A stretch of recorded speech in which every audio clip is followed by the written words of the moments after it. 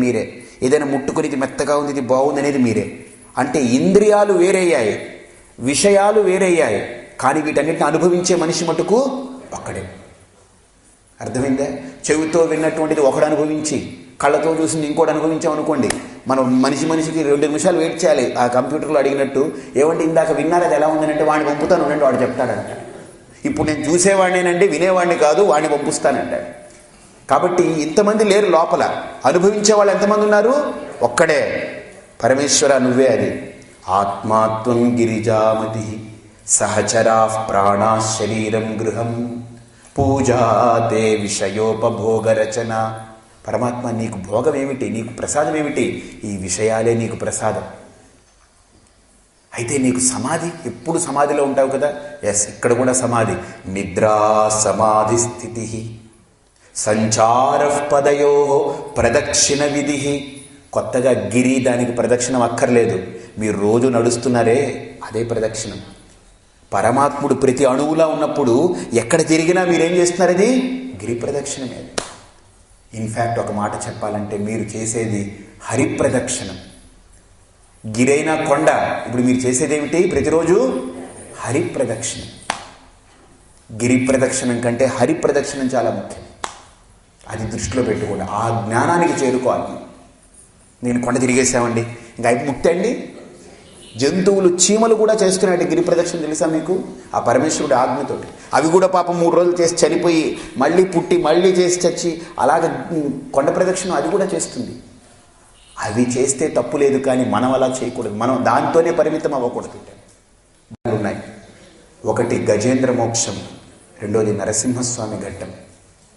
గజేంద్ర మోక్షంలో ఏనుగు, మదపుటేనుగు సరస్సులో దిగి నా అంత గొప్ప ఎవరు లేరు అనుకుని ఆడ ఏనుగులు వేసుకుని శుభ్రంగా కథం తొక్కుతూ ఉంటే అక్కడుండే మకరి భగవంతుడు దాని అహంకారాన్ని అణగదొక్కాలనుకున్నాడు.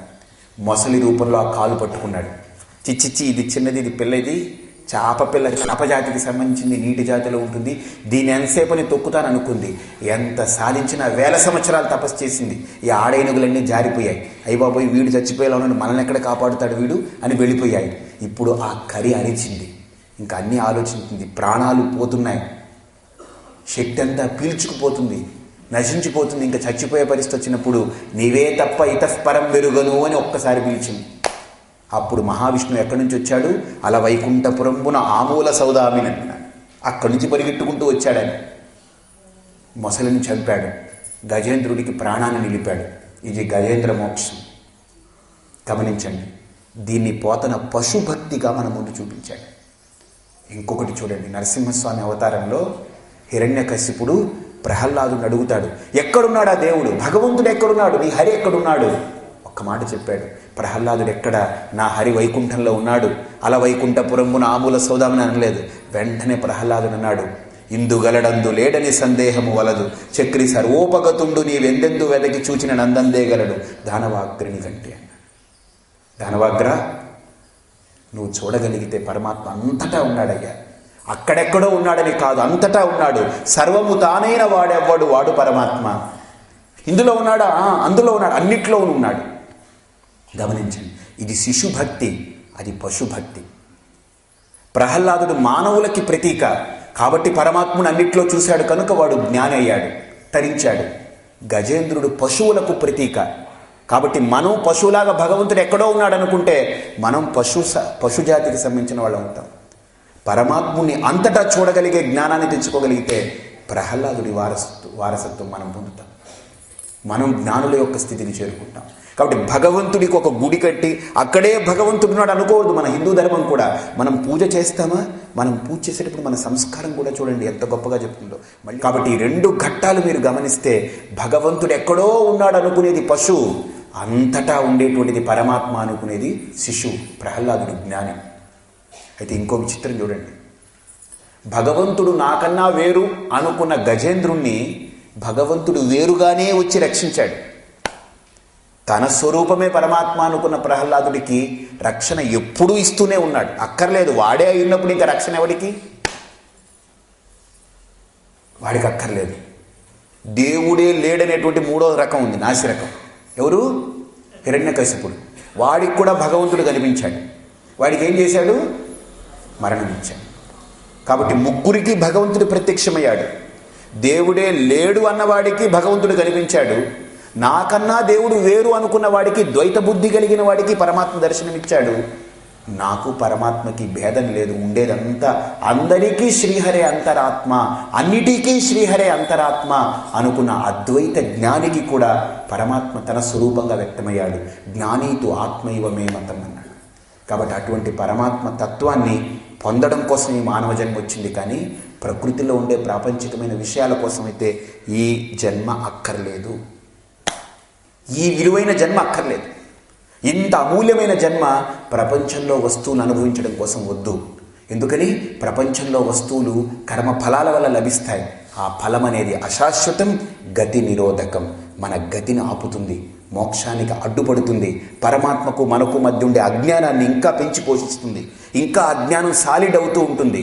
కాబట్టి అజ్ఞానాన్ని తొలగించుకునేదానికి కర్మ ఇటువంటివి ప్రధానం కాదు అని మనకు రమణ మహర్షి చెప్తూ ఇక్కడ 3వ శ్లోకానికి వెళుతున్నారు. ఆ 3వ శ్లోకాన్ని మనం మళ్ళీ చూద్దాం. హరి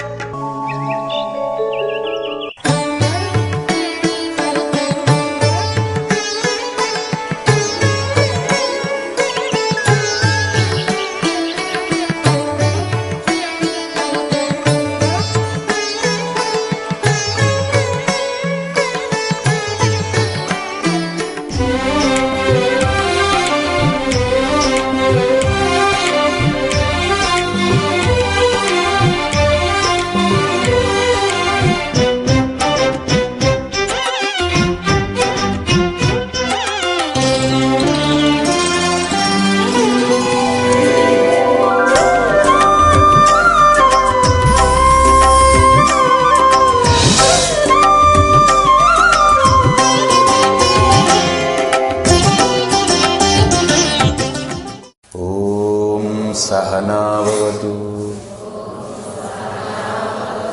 सहनौ भुनक्तु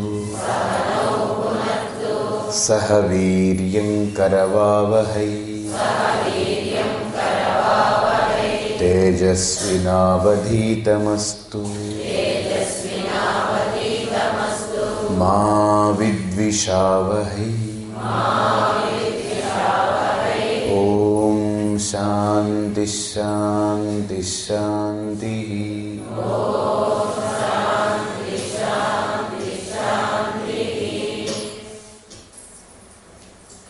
फलम अशाश्वతం గతి నిరోధకం। ఫలం అనేది అశాశ్వతం। అశాశ్వతం అంటే లేదని కాదు అర్థం, ఉంది కానీ శాశ్వతం కాదు। కాబట్టి కర్మ ఫలాలు అనేటువంటివి మనల్ని బంధిస్తుందే కానీ అది తాత్కాలికమై అది మనల్ని కూడా బంధించి శాశ్వతమైన ఆనందానికి మనల్ని దూరం చేస్తుంది। కాబట్టి గతి నిరోధకం। అయితే ఇప్పుడు ఒక నిర్ణయానికి వచ్చేస్తాము, ఈ ఫలాలు ఎక్కడి నుంచి వచ్చాయి? కర్మల నుంచి వచ్చాయి। ఈ కర్మలు మానేస్తే, మనం కర్మలు చేయడం మానేస్తే మానేద్దాం, ఇంకా అసలు కర్మ అక్కర్లేదు అని భ్రమపడితే తప్పు. ఎందుకు అనంటే కురువన్నే వేహ కర్మాణి జిజీవిషేచ్ఛతగం సమా. మనం బ్రతికున్నామనంటే కర్మ వల్లే బ్రతికున్నాం.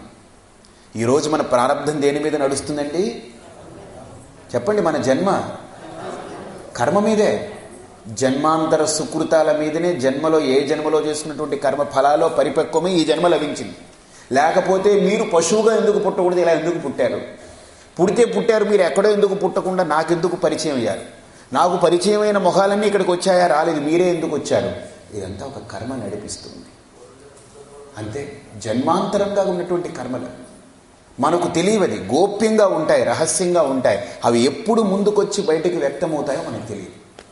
కాబట్టి మన జన్మ మనకు నడుస్తూ ఉందనంటే కర్మ మీద ఆధారపడే మన జన్మ నడుస్తుంది. కాబట్టి కర్మను ఆధారం చేసుకుని నడిపించుకునే మన జన్మకు కర్మే ఆధారం, కానీ కర్మను విడిచిపెట్టి మట్టుకు మన జన్మ ఉండడానికి లేదు, మనం బ్రతకడానికి లేదు. కాబట్టి ఇప్పుడు మనం కర్మలన్నీ వదిలేస్తాం, అదే కదా మనల్ని బంధిస్తున్నాయి, దాని ఫలాలే కదా మనల్ని బంధిస్తున్నాయి. వేస్తామని సరేమో కర్మను విడిచిపెట్టడానికి లేదు. నహి కశ్చిత్ క్షణమపి జాతు తిష్టతి అకర్మకృత్. కర్మలను మానేసి ఒక్క క్షణం కూడా నువ్వు ఉండలేవు. కాబట్టి ఇక్కడ మనం గమనించవలసింది ఊరికినే కూర్చోమని కాదు ఇక్కడ శాస్త్రం. ఊరికినే కూర్చున్నప్పటికీ కూడా మీరు నేను ఏ కర్మ చేయట్లేదు, ఊరికినే కూర్చుంటున్నాను అని అంటే గమనించండి, లోపల ఎన్ని కర్మలు జరుగుతున్నాయో తెలుసా? మీరు ఊరికినే ఇలా కూర్చోవాలి అని అంటే లోపల ఎన్ని ఇంద్రియాలు పనిచేయాలి తెలుసా? మీరు ఏదైనా పని చేయాలన్నా లోపల అవయవాలన్నీ పనిచేయాలి. మీరు ఏ పని మానేసినా అవయవాలు వాటి పని మానేస్తాయా? నహి కశ్చిత్ క్షణమపి జాతు తిష్టతి అకర్మకృత్. నీ లోపల ఏ అవయవాలు మానేశాయా పని? వాటి ధర్మాల్ని అవి ఆచరిస్తూ పోతున్నాయి. నువ్వు కూడా స్వధర్మే నిధనం శ్రేయ పరధర్మో భయావహ. నువ్వు కూడా నీ ధర్మాన్ని, నీ కర్తవ్యాన్ని ఆచరించాలయ్యా. కర్తవ్యాల్ని విడిచిపెట్టి పారిపోతే పొరపాటు. నీ ధర్మాలు, నీ స్వధర్మాల్ని, నీ స్వకర్మని నువ్వు విడిచిపెట్టి పారిపోతే తప్పు. ఇప్పుడు పెద్ద ముప్పు వచ్చింది. కర్మ చేస్తేనేమో బంధం అవుతుందా? కర్మ చెయ్యకపోతే అశాస్త్రీయం అంటున్నారా? ఏమిటండి మీరు మాట్లాడేది అనేటువంటి అనుమానాస్పదమైన భావన మనకు కలగొచ్చు. దాన్ని నివృత్తి చేస్తూ రమణ మహర్షి ఇక్కడ 3వ శ్లోకాన్ని చెప్తున్నారు. చెప్పండి. ఈశ్వరార్పితం నేచ్ఛయా కృతం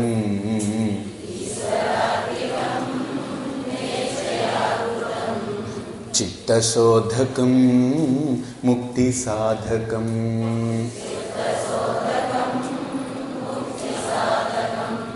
కాయవాంగ్మన కార్యముత్తమం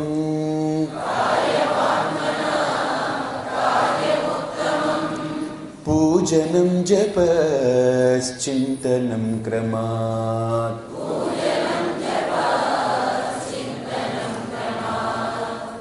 ఈ 2 శ్లోకాలు చాలా మంచి కాన్సెప్ట్ ఇస్తాయి. మొట్టమొదటి 2 శ్లోకాల్లో మనం గమనిస్తే ఉపోద్ఘాతంలో నేను కర్తని అనుకునే నా అహంభావాన్ని తొలగించి నువ్వెక్కడివి కర్తవయ్యా, నువ్వు ఏ పని చేయాలన్నా లోపల ఎన్ని అవయవాలు భగవంతుడి యొక్క నియతిని అనుసరిస్తూ నేను నిలబెట్టి ఉంచింది. అసలు నీ ప్రాణం ఆడుతుంది, లోపలికి ప్రాణం వెళుతుంది, బయటికి ప్రాణం వస్తుంది, గుండెలు పనిచేస్తుంది, కిడ్నీ, లివర్లు, ప్యాంక్రియాస్, ఇంటెస్టైన్, బుద్ధి, మనస్సు ఇన్ని పనిచేస్తూ ఉంటే నువ్వు నిలబడున్నావు లింగులిటుకుమంటూ. నువ్వు నేను కర్తని అంటున్నావు. యు ఆర్ నాట్ కర్త. సరే, పరమాత్ముడే కర్త. మరి ఆ కర్మఫలం గొప్పదా? కర్మ కిం పరం కర్మ తజ్జడం కృతి మహోదధౌ పతన కారణం. ఆ కర్మ అంత గొప్పదేం కాదయ్యా, అది మహా ఉదధి, మహాసముద్రం. అది నిన్ను కోరేస్తుంది, నీ కాళ్ళ కిందదంతా లాగేస్తుంది, నిన్ను పడేస్తుంది. కర్మఫలం ఎందుకు? ఫలం అశాశ్వతం గతి నిరోధకం. కర్మ నువ్వు నిర్వర్తించి వదిలేస్తే అది ఊరికినే ఉండదు, అది ఫలాన్ని పుట్టిస్తుంది. పుట్టించిన ఫలం ఏం చేస్తుంది? మనల్ని బంధిస్తుంది. కాబట్టి ఫలం అశాశ్వతం గతి నిరోధకం. గతి అంటే మోక్షం అనేటువంటిదే నీ గతి, నీ గమ్యం. దానికి అడ్డుపడుతుంది. అయితే ఈ 2 శ్లోకాల్లో మనకు మంచి ఉపోద్ఘాతం దొరికింది. ఏంటి? నేను కర్తను కాను, లేనిపోని కర్తృత్వ భావం నా మీద వేసుకుని నేను ఎగిరిపడుతున్నాను అనవసరంగా, నేనే మోస్తున్నానని. ఈ అనకాపల్లిలో ట్రైన్లో ఒకడు ఎక్కాడనమాట. వాడు బెల్లం ఎత్తుకుని ఎక్కాడనమాట. వాడు ఆ బెల్లం దిమ్మనమాట. వాడు ఎక్కినవాడు తిన్నగుంటే సరిపోయా, వాడు బెల్లం దిమ్మ కింద పెట్టాడు, వాడిని ఎత్తిట్టుకున్నాడు. వాడు అదేమో నా తలకలా తగలడం, నా వీపుకు రాయడం ఇవన్నీ అవుతుండే. సరే అయిన తర్వాత వాడికి మధ్యలో బాత్రూమ్కి వెళ్ళవలసి వచ్చింది. వాడు అటు ఇటు చూశాడు. నేను ఉన్నాం కదండి పని పాటలేని వాళ్ళు. స్వామి ఇది పట్టుకుంటారా అన్నాడు. ఏమంటామని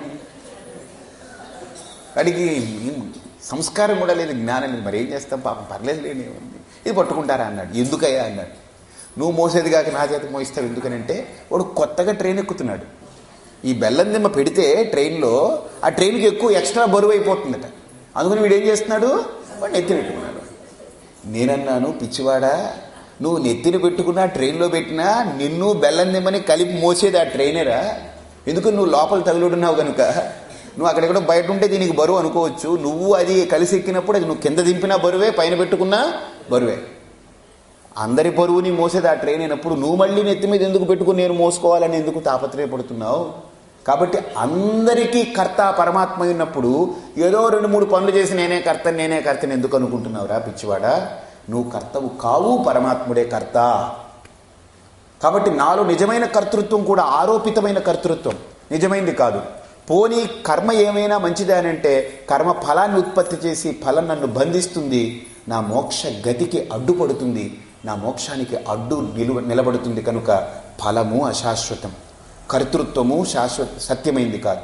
కాబట్టి కర్తృత్వము నిజమైంది కాదు అని మొదటి లైన్ మనకు చెప్పింది. రెండో శ్లోకంలో మనకు అంటుంది కర్మ ఫలం అశాశ్వతం, కాబట్టి కర్మ ఫలం జోలికి వెళ్ళకు అని. ఇప్పుడు వెంటనే ఒక సాధకుడు ఇది విన్న తర్వాత ఇంతో అంతో ఆవగింజంత జ్ఞానం ఉన్నవాడు ఎవడైనా సరే ఇంక ఈ కర్మల జోలికి వెళ్ళకూడదు నాయన. చేస్తేనే కదా నేను చేశాను అనుకోవాలి. నేను చేశాను అనుకున్న తర్వాత అది నాకు వచ్చి పడుతుంది, అది నన్ను బంధిస్తుంది. కాబట్టి అసలు ఆ కర్మ జోలికి వెళ్లకుండా ఉంటేనే మనకు హాయి. ప్లగ్లో వేలెట్టడం ఎందుకు, కరెంటు షాక్ కొట్టిందనడం ఎందుకు, ఇవన్నీ ఎందుకు, మానేద్దాం అని నిర్ణయం తీసుకుంటాడు. ఆ నిర్ణయం తప్పు అని రమణ మహర్షి అలాంటి నిర్ణయాలు తీసుకోకూడదు, కర్మను త్యాగం చేయకూడదు, కర్మను విడిచిపెట్టడం శాస్త్రీయం కాదది అశాస్త్రీయం, అది కర్మను చెయ్యాలి. ఎందుకు? స్వకర్మణ తమభ్యర్చ సిద్ధిం విందతి మానవ.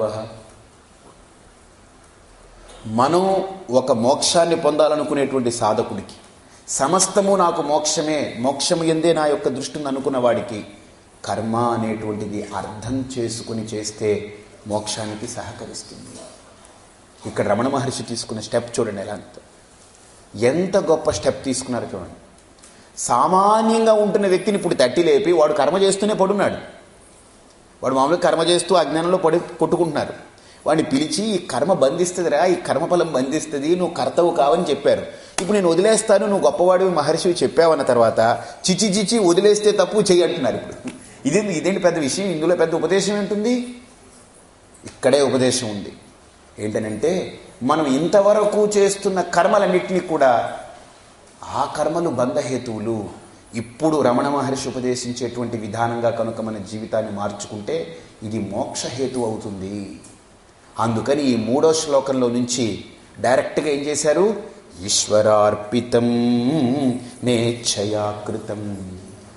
రమణ మహర్షి ఉపదేశసారంలో మొట్టమొదటి 10 శ్లోకాల్లో మీరు చూస్తే భగవంతుడి గురించి ప్రస్తావన 1, 3, 5, 7, 9 ఈ శ్లోకాల్లో వచ్చేస్తుంది. 1వ శ్లోకంలో కర్తురాజ్ఞయ, పరమాత్ముడి ఆజ్ఞ చేత అని వచ్చింది. మళ్ళీ 2వ శ్లోకంలో రాలేదు. మళ్ళీ 3వ శ్లోకంలో ఈశ్వరార్పితం.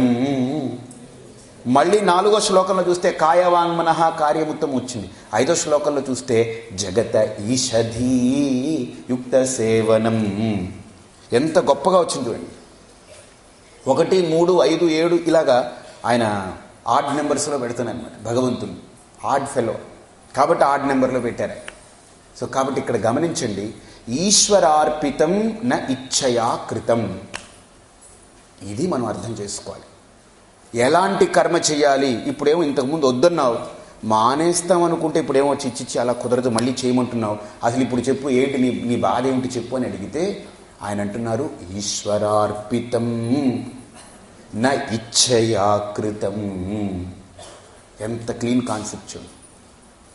ఈశ్వరాయ అర్పితం కర్మ నా ఇచ్ఛయా కృతం కర్మ.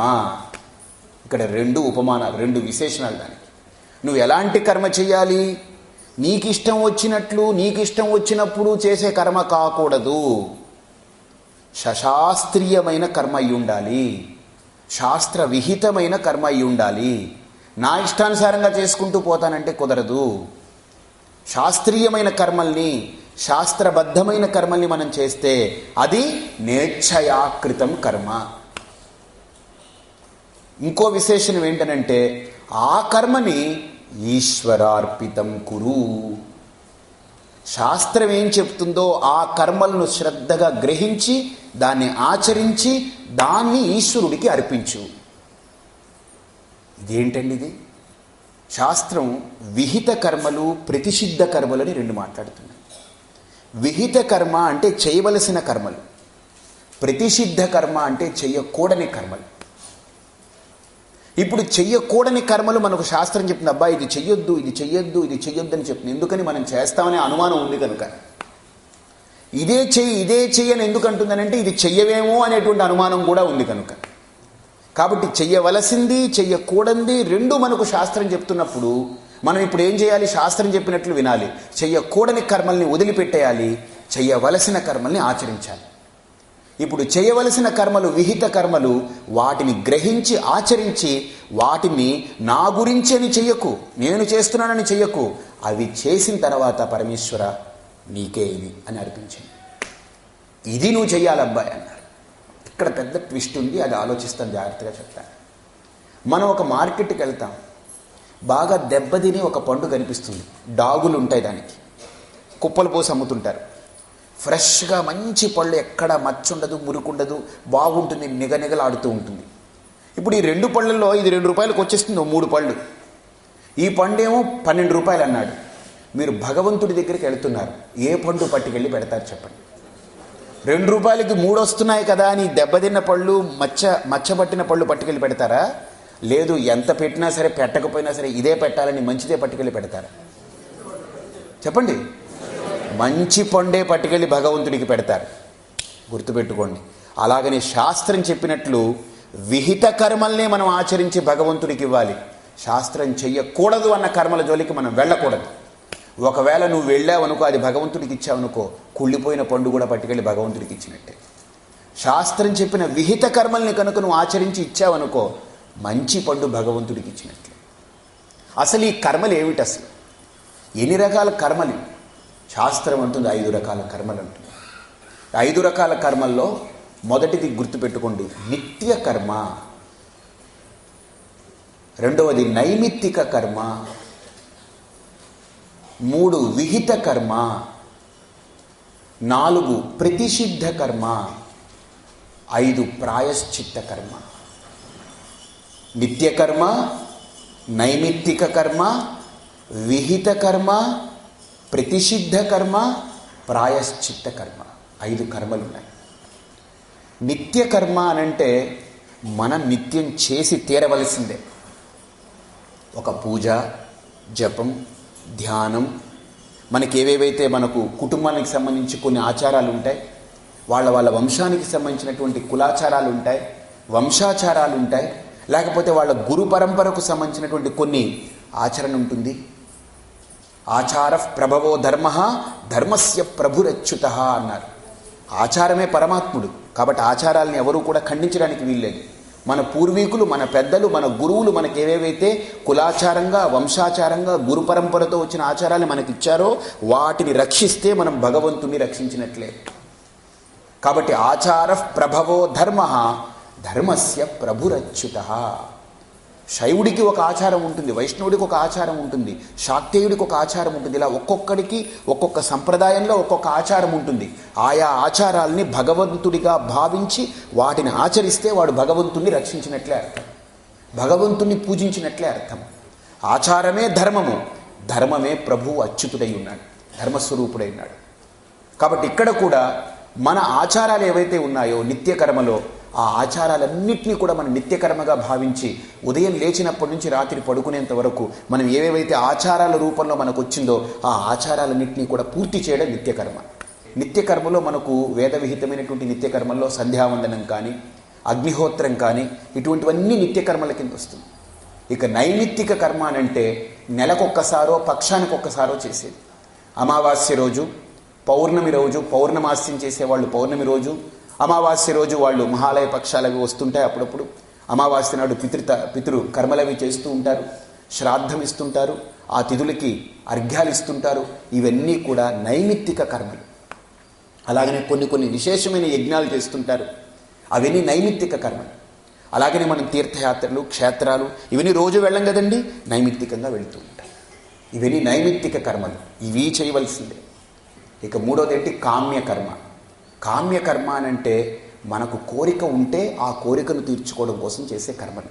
పుత్రకామేష్టి, వాడు పుత్రకామేష్టిన యజేత, స్వర్గకామ జ్యోతిష్ఠోమేన యజేత.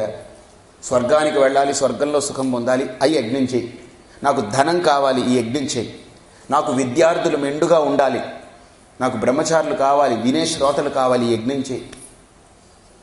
లేకపోతే నాకు మంచి అన్నవస్త్రాలకి లోటు లేకుండా నా ఇంట్లో ధాన్యలక్ష్మి, అన్ని లక్ష్ములు అలా తాండవం చేస్తుండాలి, ఈ యజ్ఞం చేయి. ఎందుకని కోరికలు ఉన్నాయి కనుక ఆ కోరికలు తీర్చుకోవడం కోసం కామ్యకర్మ అని చెప్పి. ఇది చాయిస్ ఉంది, నువ్వు చెయ్యొచ్చు చెయ్యకపోవచ్చు. కోరిక ఉంటే చెయ్యి, కోరిక లేకపోతే అక్కర్లేదు, ఆ జోలికి వెళ్ళక్కర్లేదు. ఇక నాలుగో కర్మ ప్రతిషిద్ధ కర్మ. అంటే ఏంటి?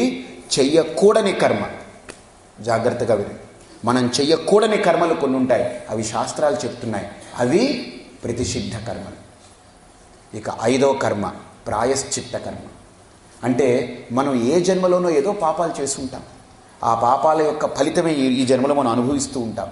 ఈ అనుభవాలన్నింటినీ దృష్టిలో పెట్టుకొని ముందు జాగ్రత్తతో జ్యోతిష శాస్త్రం మనకు చెప్తుంది, అబ్బాయి ఈ దశ నీకు బాగుండదు, ఈ దశ నీకు మంచిది కాదు, ఈ పీరియడ్ నీకు మంచిది కాదన్నప్పుడు దాన్ని గ్రహించి ముందుగానే మనమే ఆ దోషాల్ని మనమే నెత్తి మీద వేసుకుని నేను చేసిన పాపాలని నేనే ప్రక్షాళన చేసుకోవాలని దీక్ష ధరించి, దాంట్లో దీక్షలో పూర్తిగా కంకణబద్ధుడై ఉండి వాడికి వాడే శిక్ష వేసుకుని, వాడు డబ్బు వదిలించుకుని ప్రాయశ్చిత్తం చేసుకుని, జపాలు చేసుకుని, తపాలు చేసుకుని, అన్నాలు మానేసి, ఉపవాసాలు చేసి, కఠినమైన నేల మీద పడుకుని, ఇవన్నీ ఏంటనుకున్నారు? వాడికి వాడే శిక్ష వేసుకోవడం.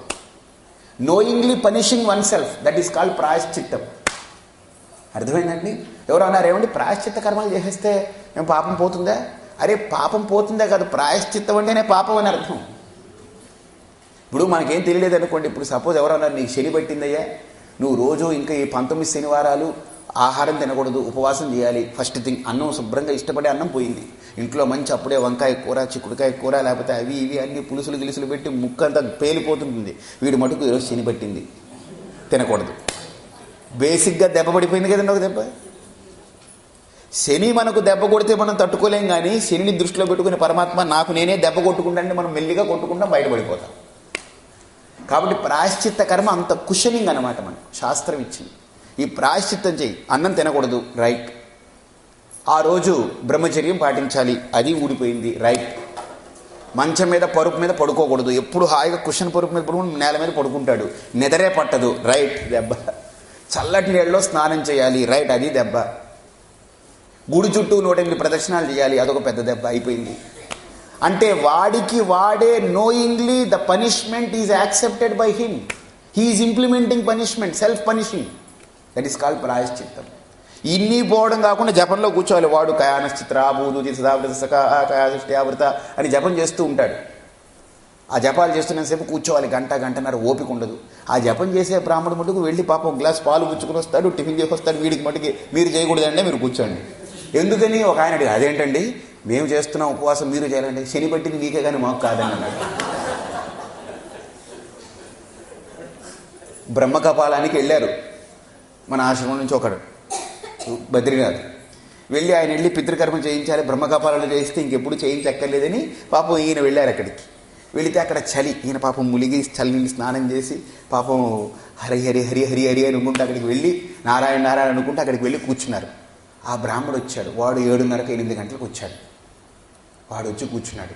వాడు ఎలా వచ్చాడు? పండా శుభ్రంగా కోటు సూటు బూటు గీట అన్నీ వేసుకున్నాడు, పైన అన్ని కప్పున్నాడు, అన్నీ కప్పాడు, మొహం బ్రష్ చేయలేదు, గడ్డం పాసిపోయిన చింపిరి జుట్టు, వాడు నోట్లో పాన్ పరాగ్, క్యా బాత్ హాయ్ కబ్ హాయ్ బయటే అన్నాడు.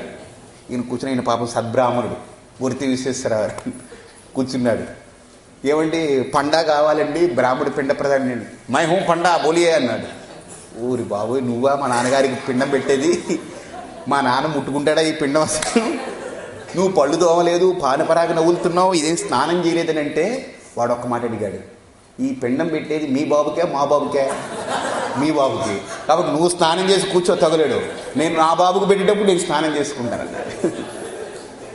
కాబట్టి ఈ ప్రాయశ్చిత్త కర్మ అనేటువంటిది ఎలాంటిది అంటే సెల్ఫ్ పనిషింగ్ అనమాట. Knowingly we punish our self.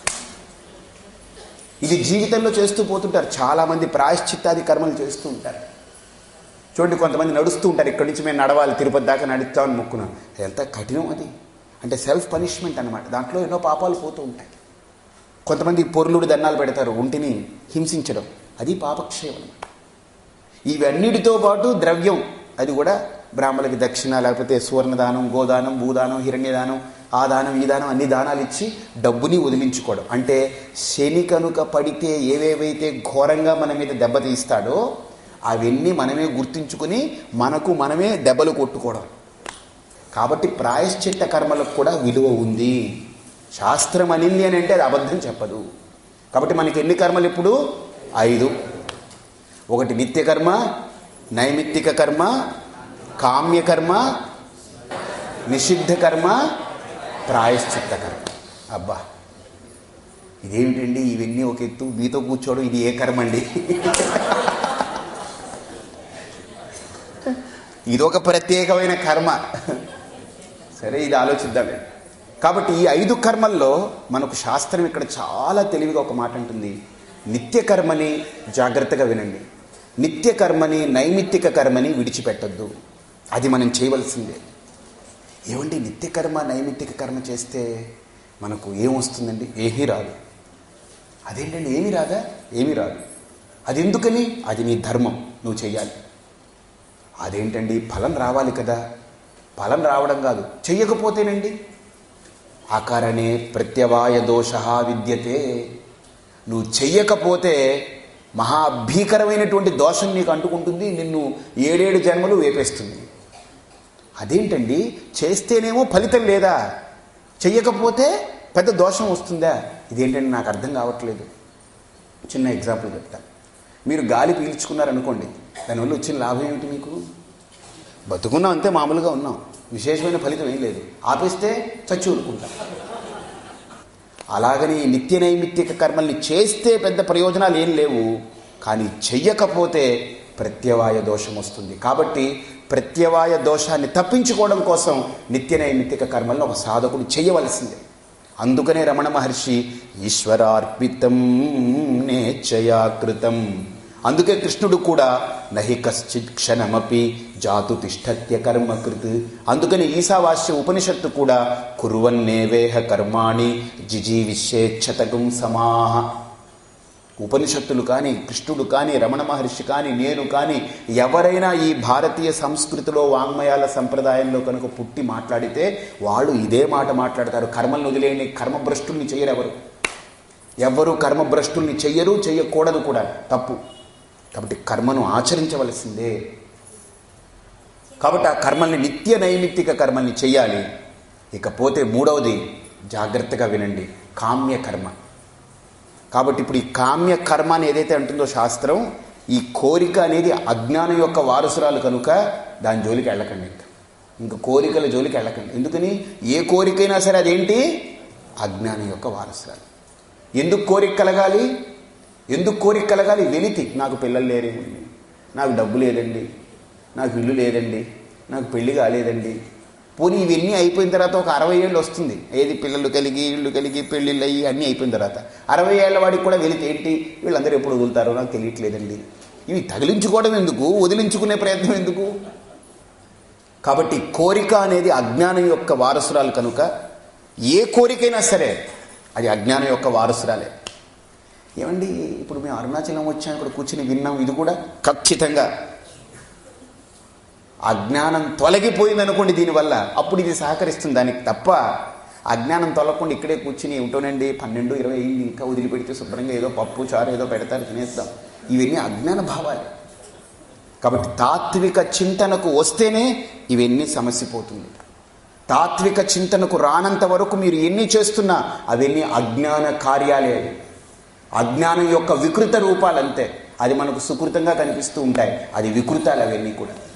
కాబట్టి ఇక్కడ కామ్య కర్మని ఇక్కడ రమణ మహర్షి అంటున్నారు, ఈ ఈశ్వరార్పిత నేచ్ఛయాకృతం అనే దాంట్లో ఇచ్చించి చేసే కర్మల్ని విడిచిపెట్టే, నా ఇచ్ఛయాకృతం, కామ్య కర్మను పూర్తిగా విడిచిపెట్టే.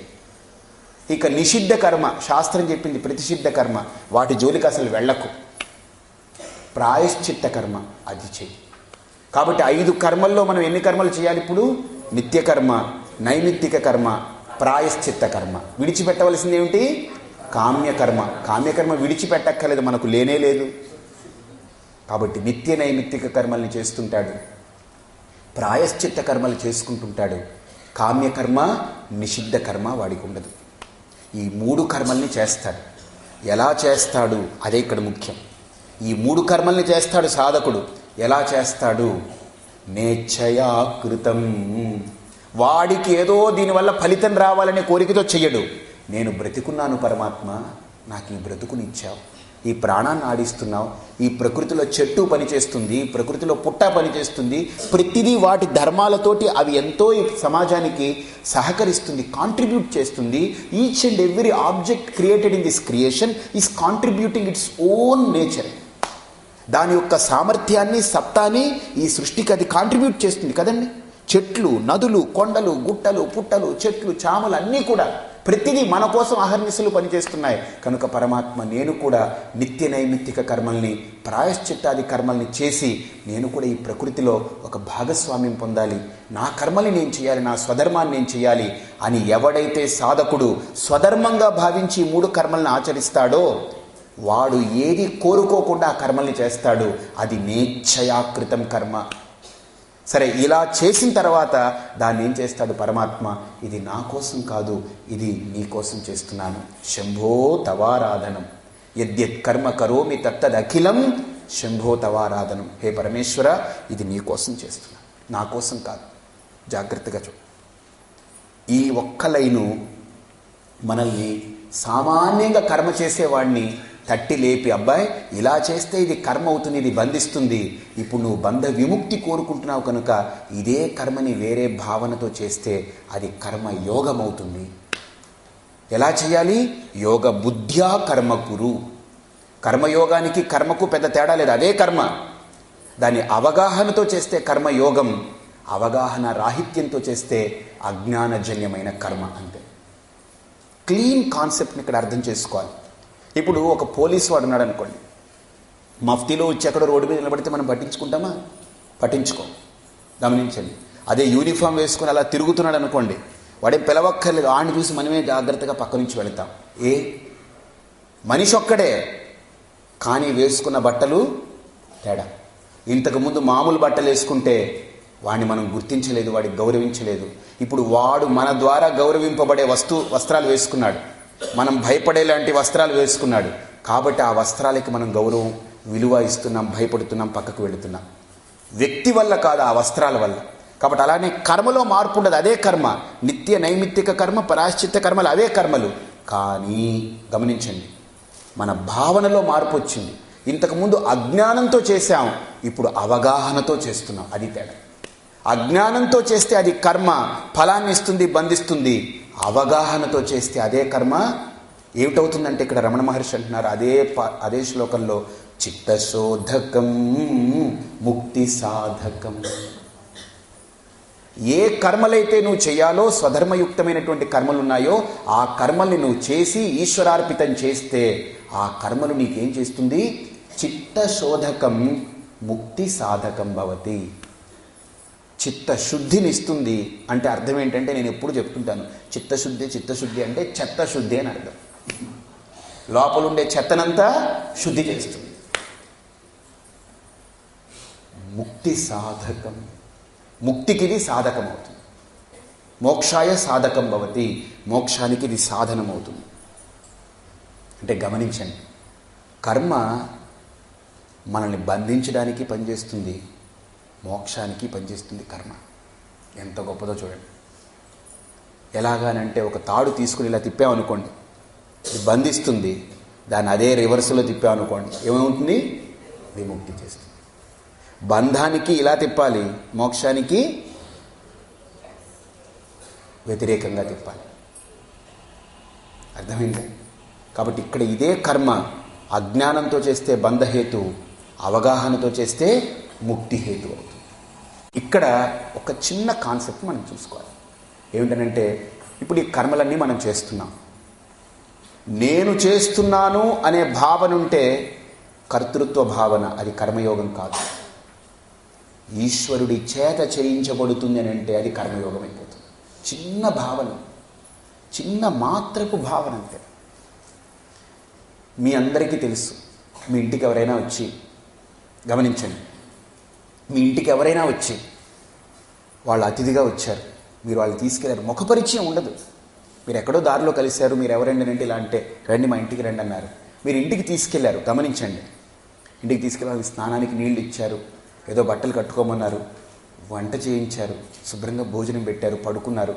ఏమంటే నేను 4 అయింది నేను వెళ్ళొస్తానంటే ఆయన వెళ్ళేటప్పుడు సాగనంపడానికి బయటికి వెళ్ళారనుకోండి, ఏమంటే మీరు మీ ఇంటికి తీసుకెళ్లారు, నాకు అన్ని ఉపకారాలు చేశారు, నేను మీ మేలు మర్చిపోలేనంటే మీరు అంటారు, అయ్యయ్యో నాదేముంటుందండి, భగవంతుడి అనుగ్రహం అండి, అది ఏదో మేము అలాగా ఒక అతిథికి సేవ చేసుకున్న భాగ్యం భగవంతుడు ఇచ్చారని అంటున్నారు కదా.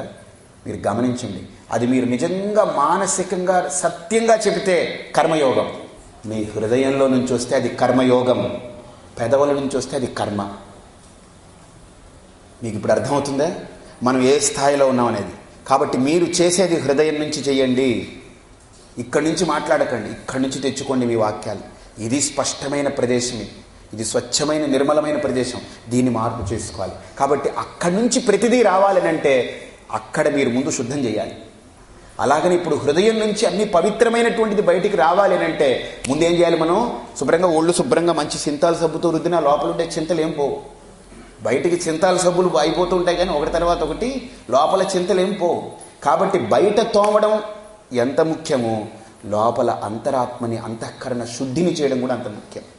కాబట్టి ఇక్కడ రమణ మహర్షి దాన్ని గమనించి, అబ్బాయి నువ్వు బ్రతుకుతున్నావు అని అంటే నీ బ్రతుకుకి ఆధారం నేను, నువ్వు జీవిస్తున్నావంటే నీ జీవితానికి ఆధారం నేను, నీ యొక్క ఈ దేహానికి ఈ జన్మకు నేను ఆధారభూతుణ్ణి. కాబట్టి నీదంటూ ఇక్కడేమీ లేదు. మత్త పరతరం నాణ్యత కించిదస్తి ధనంజయ మయి సర్వమిదం ప్రోతం సూత్రే మణిగణా ఇవ. ఒక చిన్న మాట చెప్తాను. మిమ్మల్ని అమర్నాథ్ తీసుకెళ్ళాను అనుకోండి, విపరీతమైన చలి కొరికి పారేస్తుంటుంది. గమనించండి, దారి తెలియదు, భాష రాదు, మనం ఒక్కళ్ళమైపోయి మన గ్రూప్ అంతా చెల్లాచెదరైపోయింది. అప్పుడు ఊహించుకోండి మీ పరిస్థితి. అప్పుడు ఎలా ఉంటుందనంటే నీవే తప్ప ఇతఃపరం బెరుగను అనిపిస్తుంది. అప్పుడు గజేంద్రుడు అవుతాం మనం. అందరూ ఉన్నప్పుడు మదం అనమాట. ఆ గుర్రాల్లో మనం వెళ్ళి నవ్వుకుంటూ పాడుకుంటూ వెళ్తాం. అందరూ మనని చేతులు వదిలేసి మనం ఒంటరి వాళ్ళం అయిపోయాం అనుకోండి, భాష రాదు, ఏమి రాదు, చీకటి పడిపోతుంది, ఏమేమో కొండ చర్యలు అయిపోతున్నాయి, వర్షం పడిపోతుంది, చలి పెరిగిపోతుంది అనుకోండి. అప్పుడు ఓం నమః శివాయ, ఓం నమః శివాయ, ఓం నమః శివాయ, ఓం నమః శివాయ. అప్పుడు భగవంతుడు మనకు కావాలి. ఇది వద్దు, ఈ భావాలు వద్దు. 100 మంది ఉన్నా అందరికీ ఆధారం ఆ పరమాత్మ, వాడిని వదిలిపెట్టకండి. అందరికీ శ్రీహరే అంతరాత్మ. మనం ఏం చేస్తామంటే మన ఇంట్లో భర్త రాగానే, భార్య రాగానే, పిల్లలు రాగానే ఓ ఇదే నా సర్వస్వం అనుకుంటాం. ఇవి పీక్కుపోతాయండి, ఎప్పుడు పోతాయో తెలియదు. ఈ లోకంలో 2 జరుగుతాయి మనకు. ఒకటి, మనమైనా వాటన్నిటిని వదిలేయాలి, లేదా అవైనా మనల్ని వదిలేస్తాయి. ఈ 2 గుణాలు ఉన్నాయి ఇందులో. లక్షణాలు ఇవి. ఏదైనా మనమైనా వాటిని వదిలిపెట్టేయాలి ఒకరోజు, లేదా అవైనా ఒక్కొక్కటి వదిలిపెట్టిపోతుంది. కాబట్టి వాటిని చూసి గర్వపడకండి. ఇదే గజేంద్రుడు చేసిన పని, ఇదే గజేంద్రుడు చేసిందే మనం చేస్తున్నాం. కాబట్టి వీళ్ళెవరూ మనకు ముఖ్యం కాదు. అయితే తీసిపారేమండి, వదిలేసి సన్యాసాలను కలిసిపోమండి, అది కాదు కావాల్సింది. అవగాహన పెంచుకోండి. ఇప్పుడు మిమ్మల్ని వదిలేయమనట్లేదు, దేన్ని చేసే పనినే అవగాహనతో చేయమంటుంది ఇక్కడ శాస్త్రం. ఇంతవరకు మనం అజ్ఞానంతో చేశాం, ఇప్పుడు అవగాహనతో చేయాలి. అవగాహనతో చేసినప్పుడు ఇక్కడ ఏమవుతుందో తెలుసా అండి, ఈశ్వరుణ్ణే సర్వత్రా మనం చూసి, పరమాత్మ నువ్వే ఈ సృష్టికి ఆధారం కదా, సృష్టిలో భాగమైన నాకు నువ్వే ఆధారం కదా, వీళ్ళందరికీ ఆధారం నువ్వే కదా, సమస్తానికి ఆధారభూతం నువ్వే కదా, నువ్వు లేకపోతే ఈ సృష్టి నిలబడదు కదా పరమాత్మ. కాబట్టి నువ్వే వీటన్నిటికీ ప్రాణదాతవి, నువ్వే సృష్టికర్తవి, భోక్తవి, గతిర్భర్త, ప్రభువు, సాక్షి, సమస్తం నువ్వే అనేటువంటి భావన ఏ సాధకుడికైతే పరమాత్ముడి మీదకి మారిందో గమనించండి. ఈ లోకంలో ఎవ్వరు పోనివ్వండి, ఎవ్వరు రానివ్వండి, అంతా ఒకటిగానే ఉంటుంది. ఎందుకని పరమాత్మ సత్యం కనుక. భర్త పోనివ్వండి, భర్త రానివ్వండి, భార్య పోనివ్వండి, భార్య రానివ్వండి, ఇలా అంటున్నాను మీరు తప్పుగా అనుకోకండి.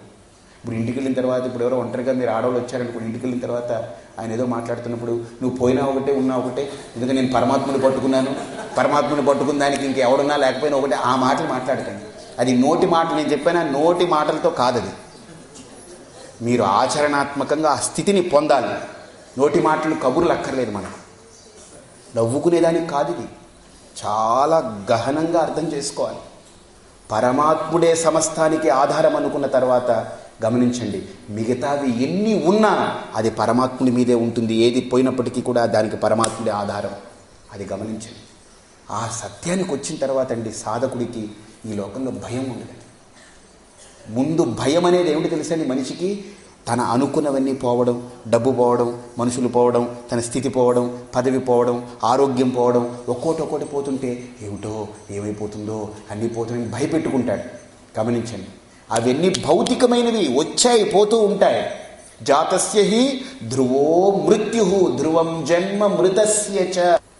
ఒక్కటి ఇది బండగా ఉంటుంది, మనకు అందరికీ తెలిసిందే. ఇప్పుడు ఒక ప్రశ్న వేసుకోండి.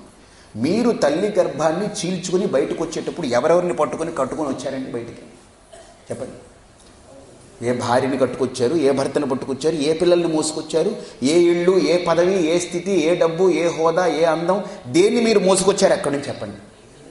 ఏమిటండి బాబు మోసుకురావడం ఏంటి? నేను బయటపడ్డానికే పెద్ద నరకం అయిపోయింది, అక్కడ పెద్ద యుద్ధం అయింది. ఎవడు చస్తాడో ఎవడు పోతాడో తెలియని పరిస్థితిలో బతుకు జీవుడా అని బయటకు వచ్చి భూమి మీద పడ్డానండి. నాతో పాటు ఏమి రాలేదండి. అసలు నేనే ఎలా వచ్చానో నాకే తెలియని పరిస్థితి. సరే, కరెక్ట్. వెళ్ళిపోయేటప్పుడు ఎవరైనా పట్టుకుపోతామండి. ఇదేంటండి బాబు అన్నీ ఏ తగలడిపోతాయి ఇక్కడ, ఏం పట్టుకెళ్తాం? సరే, వచ్చేటప్పుడు లేదా, వెళ్ళేటప్పుడు లేదా, ఈ మధ్యలో ఏంటండి ఇది? చెప్పండి. అందుకే అన్నమయ్య అన్నారు, నానాటి బతుకు నాటకము నాటకము కానక కన్నదే కైవల్యము నానాటి బ్రతుకు నాటకము నాటకము పుట్టుటయు నిజము పోవుటయు నిజము నటనడే మీ పని నాటకము. పుట్టుటయు నిజమే, పోవుటయు నిజమే. పుట్టేటప్పుడు ఎలా వచ్చామో తెలుసు, వెళ్ళేటప్పుడు ఎలా వెళుతున్నామో తెలుసు. ఎందుకని? పుట్టేటప్పుడు మనం ఎలా వచ్చామో మనకు తెలియకపోవచ్చు, కానీ మనకు పుట్టే వాళ్ళని వచ్చినప్పుడు చూసాం కదండి. ఏం పట్టుకొచ్చారండి చెప్పండి చెప్పండి. మనం పోయేటప్పుడు మనకు తెలియకపోవచ్చు, కానీ మన కళ్ళ ముందు పోయే వాళ్ళ గురించి చూస్తే మనం తెలుసుకోవచ్చు కదండి. అన్నిటికీ ప్లగ్లో వేలెట్టక్కర్లేదు కదా, పట్టుకెళ్ళి కరెంటు కొడుతుందా లేదా పెట్టక్కర్లేదు కదా. పుట్టేవాళ్ళు మన కళ్ళ ముందు పుడుతున్నారు, వాళ్ళని చూస్తున్నాం, ఏమీ లేదు. వెళ్ళే వాళ్ళని మన కళ్ళ ముందు చూస్తున్నాం, ఏమీ లేదు. మరి మనం ఏం పట్టుకెళ్తాం చెప్పండి? వాళ్ళంటే చేతగాని దద్దమ్మలండి, అందుకే పట్టుకెళ్ళట్లేదండి. నేను అన్నీ పట్టుకెళ్తానండి. మీ ఇష్టం మహానుభావ, దండం. మీకు 100 నమస్కారాలు నేనే సాష్టాంగపడి దండం పెడతాను. ఎవడైనా సరే ఒక సూదన్నా పట్టుకుపోతే మీకు దండం పెడతానండి, ఏమీ లేదండి. కాబట్టి ఇంత అమూల్యమైన మానవ జన్మ మోక్ష గతికి మనకు లభించింది, అది గుర్తుపెట్టుకో. సంసార క్షయానికి మోక్ష ప్రాప్తికే ఈ జన్మ లభించేది, గుర్తుపెట్టుకోండి. ఎవరి కోసము కాదు, ఎవరి కోసము ఈ జన్మ కాదు, నీ కోసమే నువ్వు పుట్టావు అంతే. అది ఏడవాలి మనం. ఉద్ధరేది ఆత్మనాత్మానమని మనం ఎవరి కోసమో అనుకున్నాం అనుకోండి, వాళ్ళు మనల్ని ఏడిపిస్తూ ఉంటారు జీవితాంతం. ఎందుకని? మనం ఆధారపడిపోయాం కనుక అది అర్థం చేసుకొని ఆ వీక్నెస్ని పట్టుకుని ఏడిపిస్తూ ఉంటారు. వీడు ఎక్కడికి పోతాడు, ఇక్కడే తెస్తాను, నా దగ్గర చావకుండా ఉంటాడు. కాబట్టి మన కోసమే మనం పుట్టాము కనుక నీ కోసం నువ్వు ఏడిచే ఏడుపు యోగమవుతుంది, కర్మయోగమవుతుంది. కాబట్టి కర్మ అనేటువంటిది అజ్ఞానంతో చేస్తే అది కర్మ బంధిస్తుంది, అవగాహనతో చేస్తే కర్మ యోగమవుతుంది. కాబట్టి యోగస్థః కురు కర్మాణి సంగం త్యక్త్వా ధనంజయ సిద్ధ్య సిద్ధ్యోహో సమో భూత్వా సమత్వం యోగ ఉచ్యతే. కర్మయోగానికి భగవద్గీత గొప్ప డెఫినేషన్ ఇస్తుంది. ఏంటంటే కర్మయోగము అంటే అర్థం ఏంటంటే, కర్మయోగం అంటే ఏదో కాదు, ఒక్కటే దృష్టిలో పెట్టుకోండి, 3 విషయాలను ఇక్కడ దృష్టిలో పెట్టుకోండి. మొట్టమొదటిది, నేను కర్తను కాను, ఈ జగత్కర్త పరమాత్ముడు ఇందులో ఉండి అన్నిటినీ చేయించుకుంటున్నాడు ఒకటి. ఇక రెండోది, పరమాత్ముడే ఇందులో ఉండి చేయించుకుంటున్నాడు కనుక ఈ దేహం ద్వారా జరగవలసింది సశాస్త్రీయంగానే జరగాలి. రెండోది, ఈ దేహం ద్వారా పరమాత్ముడే చేయించుకుంటున్నాడు కనుక ఇది నాకు అనే భావన పక్కకు పెట్టి ఇది పరమాత్ముడికి అర్పణ చేయాలి. ఎప్పుడైతే ఈ 3 విషయాలు మీకు అర్థమైందో యు ఆర్ కర్మయోగి. ముళ్ళు గుచ్చుకుంది, ఇప్పుడు ఆ గుచ్చుకున్న ముళ్ళుని మనం లోపల వదిలేస్తామా, బయటికి తేవాలంటే ఏం చేయాలి? దాన్ని నొక్కుతూ ఉంటే లోపలికి వెళ్తుంది. దాన్ని ఏం చేయాలి? ముళ్ళుతోటే తీయాలి, అవునా? అంటే గుచ్చుకున్నది ముళ్ళే, తీసేది ముళ్ళే. అయితే ఈ గుచ్చుకున్న ముళ్ళుకి తీసే ముళ్ళుకి తేడా ఏంటంటే, గుచ్చుకున్న ముళ్ళు మీద మనకు కోపం ఉంటుంది, తీసే ముళ్ళు మీద మనకు ప్రేమ ఉంటుంది. అందువల్ల ఈ తీసే ముళ్ళు గుచ్చుతున్నా మనకు నొప్పి అనిపించదు. ఇది అవగాహన రాహిత్యం. నిజంగా చెప్పాలంటే 2 ముళ్ళు గుచ్చుకుంటున్నాయి, కానీ గుచ్చుకున్న ముళ్ళు మీద కసి ఉంటుంది, తీసే ముళ్ళు మీద ప్రేమ ఉంటుంది. ఎందుకని తీసేస్తుంది కదా అని. అలాగని ఇక్కడ కూడా కర్మ అనేటువంటిది అజ్ఞానంతో చేస్తే బంధిస్తుంది, ఇప్పుడు సుజ్ఞానంతో అవగాహనతో చేస్తే బంధ విముక్తుని చేస్తుంది. ఎందుకు అనంటే ఈ కర్మ ఏమంటే మోక్షాన్ని ఇస్తుందా? కర్మ మోక్షాన్ని ఇవ్వదు, కానీ మోక్షానికి కారణభూతమైనటువంటి అంతఃకరణ శుద్ధిని ఇస్తుంది. ఎందుకు అని అన్నారు, మీ ఇంట్లో శుభ్రంగా ఉదయం లేచారు, ఎవడో ఒకడు వచ్చి బెల్లు కొట్టాడు, పాలవాడు వచ్చాడు, మీరు వెంటనే సింక్లో గిన్నె ఉంది, నేను రాత్రి ఏదో వాడుకున్నారు పడేశారు, ఆ గిన్నె అలానే పట్టుకెళ్ళి పాలు పోయించుకుంటారా? ఏం చేస్తారు? ఇప్పుడు తోముతారు శుభ్రంగా. గమనించండి, శుభ్రంగా శుద్ధి చేస్తారు, పాలు అందులో పోయించుకుంటారు, కాస్తారు. ఎందుకు చెప్పండి? స్వచ్ఛమైన పాలు విరిగిపోతుంది. అర్థమైందా? గుర్తుపెట్టుకోండి. అలాగనే మనకు అంతఃకరణ శుద్ధి లేకుండా మనం ఎన్నిసార్లు ఉపదేశారం విన్నా మనకు ఎందుకు మార్పు రావట్లేదు అని అంటే, అంతఃకరణ శుద్ధిని విడిచిపెట్టి ఏదో జ్ఞానం పొందాలనే ప్రయత్నం చేస్తూ ఉన్నాం. అందుకు రమణ మహర్షి ఇక్కడ భూమికగా ముందు నీ చిత్తశుద్ధి అయితే, చిత్తశుద్ధి అయితే ముక్తికి సాధనమవుతుంది. కాబట్టి ఆత్మశుద్ధి లేని ఆచారమేల, భాండశుద్ధి లేని పాకమేల. అర్థమైందండి? కాబట్టి మన మనస్సు అనేటువంటిది ఇక్కడ ఒక పాత్ర. ఈ జ్ఞానం ఏదైతే ఉందో అది క్షీరం, పాలు. అది మీ పాత్రలో పోసి మీరు ఉపయోగించుకోవాలనుకుంటే పాత్ర శుభ్రంగా ఉండాలి. ఆ పాత్ర శుద్ధి లేకపోతే ఈ ఇంత అమృతతుల్యమైన జ్ఞానం కూడా ముక్కలు ముక్కలైపోతుంది, మీకు ప్రయోజనం లేకుండా పోతుంది. అందుకని ఏమిటో స్వామీజీ వింటున్నాం కానీ మాలో మార్పు రావట్లేదండి, ఎంత వింటున్నా ఏమిటో మాలో మార్పు రావట్లేదు. కారణం ఏంటంటే, మీరు ఎన్నిసార్లు విన్నా నేను ఇదే చెప్తాను, ఇంతకు మించి మార్చి చెప్పడానికి లేదు. స్వామీజీ 2 రెళ్ళు 4 అని మొన్న చెప్పారు, బాగానే ఉంది, మార్చి చెప్పండి. నేను చెప్పను. మార్చి ఏం చెప్పమంటారు నన్ను? కాదండి, మార్చి ఏం చెప్పమంటారు? 2 రెళ్ళు 4 ఇది జ్ఞానం. అలా కాదండి, ఇంకోసారి మార్చి చెప్పండి అంటే, ఇంకో మాట చెప్పండి అంటే, ఇంకో మాట చెప్పడానికి ఏం చెప్పను? 3:30 అన్నా అది అజ్ఞానమే, 4:15 అన్నా అది అజ్ఞానమే. 2 రెళ్ళు ఎంతే? 4. ఎప్పుడు మీరు అడిగినా ఎన్ని చెప్పాలి? నేను 4 అని చెప్పాలి. ఏమిటోనండి ఎప్పుడు ఆ స్వామీజీ 2 రెళ్ళు 4 అనే అంటారండి, ఇంకో మాట మార్చరండి. ఏంటిది? జ్ఞానాన్ని మారిస్తే అది అజ్ఞానం అవుతుంది. జ్ఞానాన్ని జ్ఞానపరంగానే చెప్పాలి, అంతే, దానికి మార్పు లేదు. కాబట్టి చెప్పే విధానాన్ని మార్చుకోమంటే తప్పు లేదు, కానీ చెప్పే విషయాన్నే మార్చుకోమంటే గొప్ప గొడవ వస్తుంది. అర్థమైందే? స్వామి మీరు చెప్పే విధానం చాలా బాగుంది, ఈ విధానంలో కూడా చెప్పనంటే పర్లేదు, కానీ చెప్పే విషయాన్ని మార్చిపారేయండి, మీరు జ్ఞానం మాట్లాడకండి కొన్ని రోజులనంటే నేనేం మాట్లాడాలి? అప్పుడు ఆ జ్ఞానం మాట్లాడాలి. కాబట్టి అది కోరుకోకండి. కాబట్టి ఇక్కడ కూడా విషయం మనకు, స్వామి వింటున్నామండి, ఇది బాగా వింటున్నాం, కానీ ఏమిటో విన్నంతసేపు అసలు ఇక్కడ కూర్చున్నంతసేపు ఏమో అయిపోతున్నాం. అదే వచ్చిన గొడవ. ఏమో అయిపోవడం ఏంటి? జారబడిపోయి శుభ్రం నిద్రపోతున్నారు. ఇంటికి వెళ్ళిపోయిన తర్వాత మళ్ళీ మా మనస్సు కకావికలం అయిపోయి మళ్ళీ మారిపోతుంది. అది కారణం జ్ఞానంలో లోపమో అందించే వ్యక్తిలో లోపమో కాదు, మీ లోపల పాత్ర ఏదైతే ఉందో, ఏ పాత్ర అయితే ఈ జ్ఞానాన్ని అందుకుంటుందో ఆ పాత్రలో ఉంది మరామత్తు, అక్కడ చేయాలి, అందులో లోపం ఉంది. కాబట్టి ఇక్కడ రమణ మహర్షి కూడా చిత్తశోధకం ముక్తి సాధకం ఈ మనస్సు పరిపక్వత పొందితే, ఈ చిత్తశుద్ధి అయితే, చిత్తశుద్ధి పొందినటువంటి వ్యక్తికి ముక్తికి సాధనమవుతుంది. అది మోక్షాన్ని అందిస్తుంది. అయితేనండి ఇప్పుడు చాలా బాగుంది. ఇప్పుడు ఈ కర్మని భగవంతుడికి ఇచ్చేయమంటున్నారు కదా. ఈ కర్మ ఏమైనా మన చేతిలో పండులాగా దొరుకుతుందా? అరటి పండు భగవంతుడికి పెట్టాం, పటిక బెల్లం భగవంతుడికి పెట్టాం. ఈ కర్మను ఎలా ఇస్తాం భగవంతుడికి? కర్మను ఎలా ఇస్తాం? మనం కర్మలు చేసాం, ఇది భగవంతుడిదే అనుకుంటే సరిపోతుందా? అది ఇవ్వాలి కదా భగవంతుడికి. ఈశ్వరార్పితం అన్నారు కదా.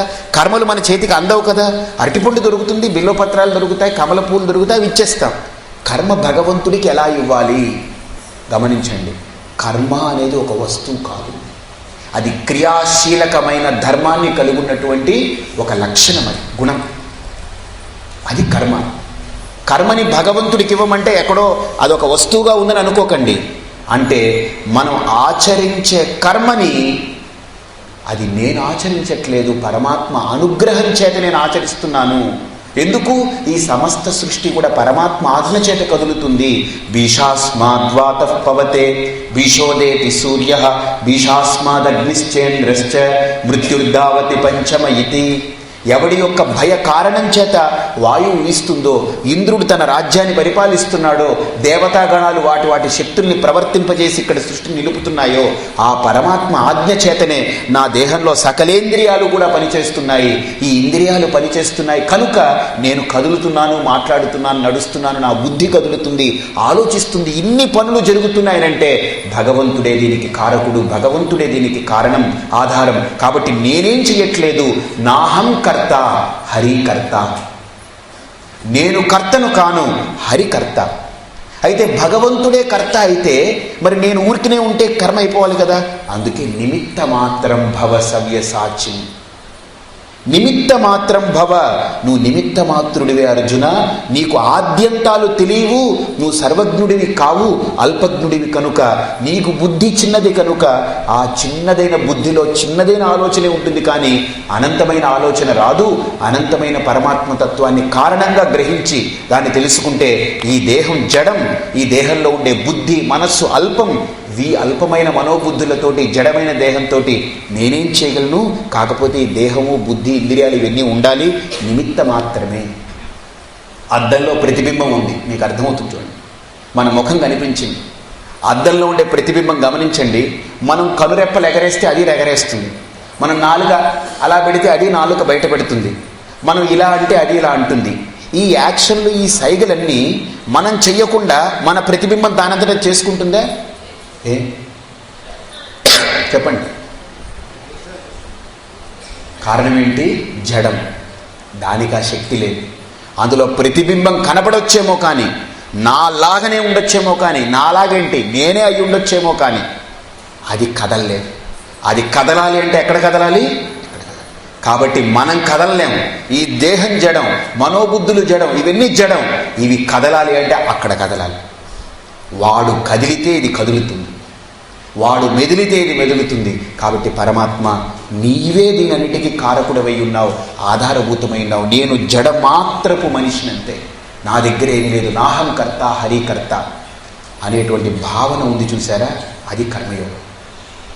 నేను కాదు నువ్వే కర్తవ్య అనుకోవడమే కాకుండా, పరమాత్మ నా చేత ఇన్ని చేయించావు కదా, ఇది నీకే ఇస్తున్నాను, నీకే సమర్పిస్తున్నాను.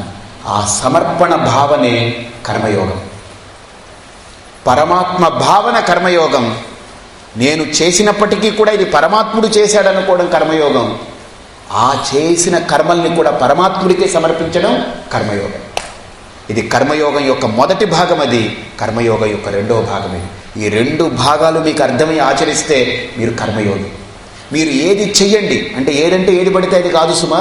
5 కర్మల్లో మనం ఏం చెప్పాం?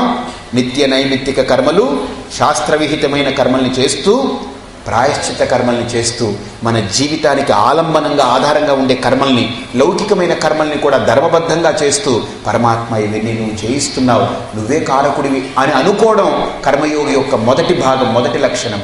ఇక చరమ లక్షణం ఏంటనంటే, పరమాత్మ ఇదంతా నీకే అర్పితమని పరమాత్ముడికి అర్పించడం. కొంతమంది మన భారతీయ సంస్కృతిలో చూడొచ్చు, ఏదైనా ఎవరికైనా ఇచ్చారనుకోండి, శివార్పణం అంటారు, కృష్ణార్పణం, రామార్పణం, ఇది భగవంతుడిది, భగవంతుడు నాకు ఇచ్చాడు, నేను వాడికి ఇస్తానంటే ఇది భగవంతుడికే ఇస్తున్నాను అనేటువంటి ఇది కర్మయోగం యొక్క రెండవ లక్షణం. ఈ రెండు లక్షణాలు కలిగున్న వ్యక్తికి గమనించండి, ఈ కర్మయోగం చేసేటువంటి వాడికి చిత్తశుద్ధి కలుగుతుంది. దానివల్ల వాడికి వచ్చే లాభం ఏమిటనంటే, చిత్తశుద్ధి వల్ల వాడికి కలిగేటువంటి భావన ప్రసాద బుద్ధి. ఏమిటిది? ప్రసాద బుద్ధి. ఏమిటండి ప్రసాద బుద్ధి? ప్రసాద బుద్ధి వస్తే ఇప్పుడు పెద్ద వచ్చింది నష్టం ఏంటి, రాకపోతే నష్టం ఏంటి? అక్కడే నష్టం. కర్మయోగానికి ఒక మంచి ఎగ్జాంపుల్ చెప్తారు. ఏంటనంటే, మామూలుగా మనం మార్కెట్కి వెళ్ళి ఒక అరటిపండు కొట్లు వాడి దగ్గరికి వెళ్ళి అరటిపండు కొన్నాం అనుకోండి, అది తీసి తింటున్నాం అనుకోండి, చూసుకోలేదు సరిగ్గా, అర్జెంటుగా కొనుక్కొని తింటున్నాం.